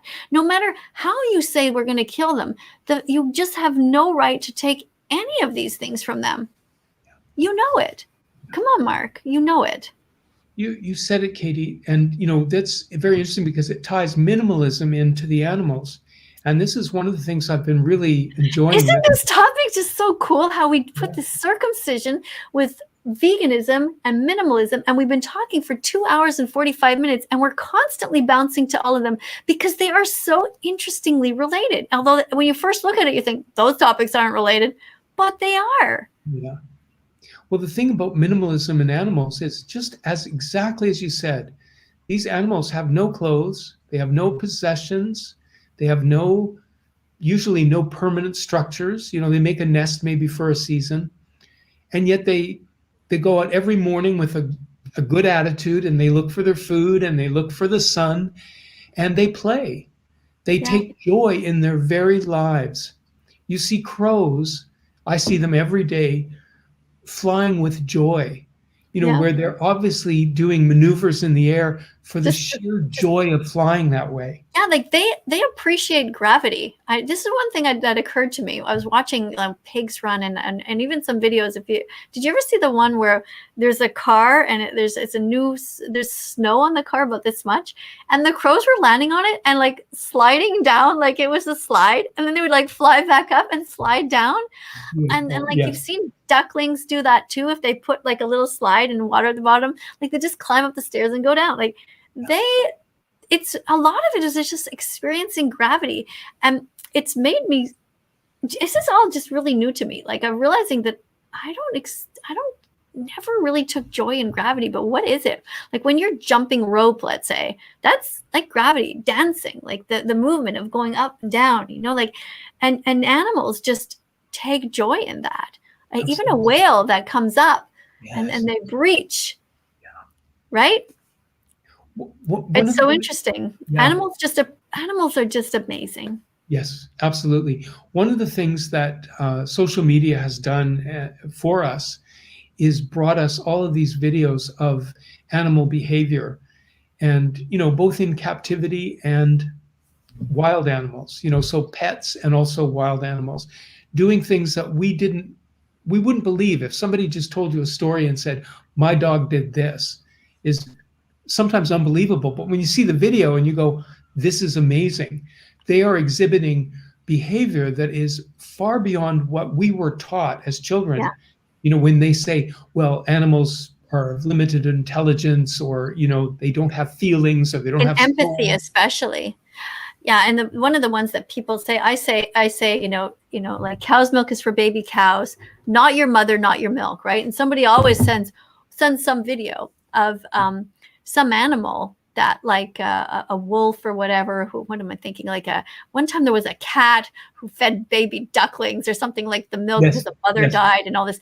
That is not what we're talking about, of course, because that is still vegan, because there's some mother who is giving of her milk voluntarily, and they're just like, there, you see, you're wrong. And I'm like, and yeah, but my mother-in-law, who's 81 and she's been vegan for 3 years, and she's Italian, and maybe coming up to 4 actually. She watches these videos, you know, the nonstop loops of these animals and all the things that they go through, and she just never has enough of it. It's just like kittens with dogs, and, you know, a dog with a bird, and a horse with a cow, and it's just amazing. It brings so much joy to see animals when they're not in cages, and when their basic needs are met, and they, you know, play with a ball, and they, you know, they hand each other things. Like I've seen pigs, you know, build a nest for their friend, like just a little, you know, hole, and sort of back away and like, hey, here you go. Like all kinds of cool stuff. Yeah. And animals have saved the lives of their human companions.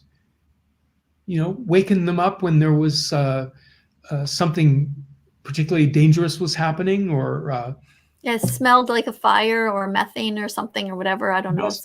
Some things, Katie, carbon monoxide, or I don't know, one of those things. Like, yes. There's a wonderful video I just saw of a cat saving a baby from falling down the stairs. Have you seen that? No. It's wonderful. It's a baby is on the back porch and keeps crawling towards the stairs, and the cat keeps getting in the way of the baby until it's finally like pulling the baby away from the stairs. Wow. Amazing. That is amazing. Okay, here's one. Oh, yeah. People read it out loud. People think aquariums are good places for sea creatures, even though they deserve wide open space. Leave them alone and leave them in the ocean. Yeah. Yeah. You know, when an animal has a natural range of hundreds of miles, to put it into a pool is utmost cruelty. And it's so ignorant, because the animals that are capable of roaming these hundreds of miles have such amazing abilities with their sonar and their, I mean, I just heard last night. I mean, I can imagine, like, you're sending out with this signal, and it's like bouncing back with the swimming pool. Like it's a life of torture. And they have tried to commit suicide. Some of these animals in there, they just go and they smash their heads against the wall. They just want to die. Have you ever seen the aerial views when they take one of those drones up there, and they show SeaWorld, for example, and the pool is this big and the parking lot is this big? Yeah. I mean, it is just unbearable. I don't know how these places exist. Never go to SeaWorld. No. Never go to the zoo. No. Do not pay any money. Even if the whale pool was the size of the parking lot, it would still be way too small. It's not enough. Freedom is freedom. Freedom means free to go where you want, not to the edge of the pool. Right. It's terrible. And the worst is, like, when they at these places, they, you know, they'll take like a gorilla or a bird, of some tropical bird, and they'll paint this big wall mural to make the people watching look like it's okay. And meanwhile, it does absolutely zilch. It's nothing for the animal. Yeah. It's so degrading and humiliating. Like, I just it's so ignorant. Leave animals alone. Yeah, it's so ignorant of what the animal's capabilities are, because when you look at gorillas in the wild and see what they're capable of, and how their family units are based around the silverback who looks out for everybody, and, you know, there's no way that can be replicated in a confined area. They live in a salad bowl. They're eating. They instinctively know which plants to eat for medicine. Here's someone who said, and there's so many animals going extinct now that we will never know the extent to what they know, and because of things like factory farming, where we plow down these huge areas of land and put these monocrops to feed to cows. Sure. So we breed these cows into existence, then we chop down all of these forests, and sometimes it's the rainforest, and then it's just, instead of just planting modest amounts of crops for us to feed the world, we filter them through animals, and it's terrible. Here's another one. You want to read? Yeah. Katie, I have to say, can this be our last one? Because I have to. This is the last one. It's 2:53. I've had enough of you. I'm sick of you, man. Let's get off of this. You're the bad vegan. I'm the good vegan. Stellar Effervescence said, my girlfriend told me to watch Earthlings. I refused to. I saw the previews and I will never watch it. I've been vegan for 13 years and will never go back. And, you know, I really appreciate what this person is saying, because you don't need to. I couldn't sit through all of Earthlings. I tried twice, 3 times, and I finally had to say, I'll never see the last 20 minutes, and I'm fine. It did what it was intended to do. And we don't want to traumatize ourselves to the point of harming ourselves. And if these visuals can do that to us, that should be enough to tell us how profoundly harsh what we're doing to our fellow Earthlings is. And I do urge people to see this, but if you don't need to see it, don't see it. Absolutely. If you're vegan already, you don't need to see it. So yeah, that's a good note to end on. Thanks for showing up. Yeah. Thanks for having this conversation with us. You know, it's so funny that you said, you know, can this be the last one? Because in my mind, you're like in my house, and I'm just thinking, I'm not going to kick him out. But it's true. I'm the one who should say, okay, this is finished now. I'm thinking, okay, well, I guess he's enjoying the talk. Let's just stay longer. Yeah. But if I was in your house, if I was in your house right now, I'd be saying, can you tell me where the bathroom is? Yeah. Sorry about that. It's true. I got to pee too, come to think of it. Yeah. All right. So end broadcast. There's a button up here on the top right, and it's red. And I'm going to say goodbye in 2 seconds. Well, first, I just want to say thank you to everybody. Thank you so much to you for coming on. I really enjoyed our talk. Thank you to everybody who's hanging out here. We have like 59 people just hanging on. You guys, you're awesome. Thank you to our moderators who've been helping so much to educate people while I'm not able to. And thank you to everybody who is subscribing to my channel and, you know, supporting me. This is great. Some financial support. It really makes every little, you know, dollar helps. It's really sweet. And those of you who are, you know, signing up for the channel to see more content, it's our pleasure to help to, you know, give it to you. And please subscribe if you haven't yet. There's a button. Just press subscribe and press the bell notification. And yeah, we'll see each other. I'm trying to do videos every day. So far, I've been doing 2 a day for a while. But yeah. Katie, thank you so much for a wonderful time, and thanks for all your good hard work on raising the consciousness of people. Thank you, and we'll keep in touch. Yeah, we sure will. Yeah. Take care. Bye, everyone. Bye, Katie. Good night. Good night, sweetheart. Good night. Do, do, do, do, do.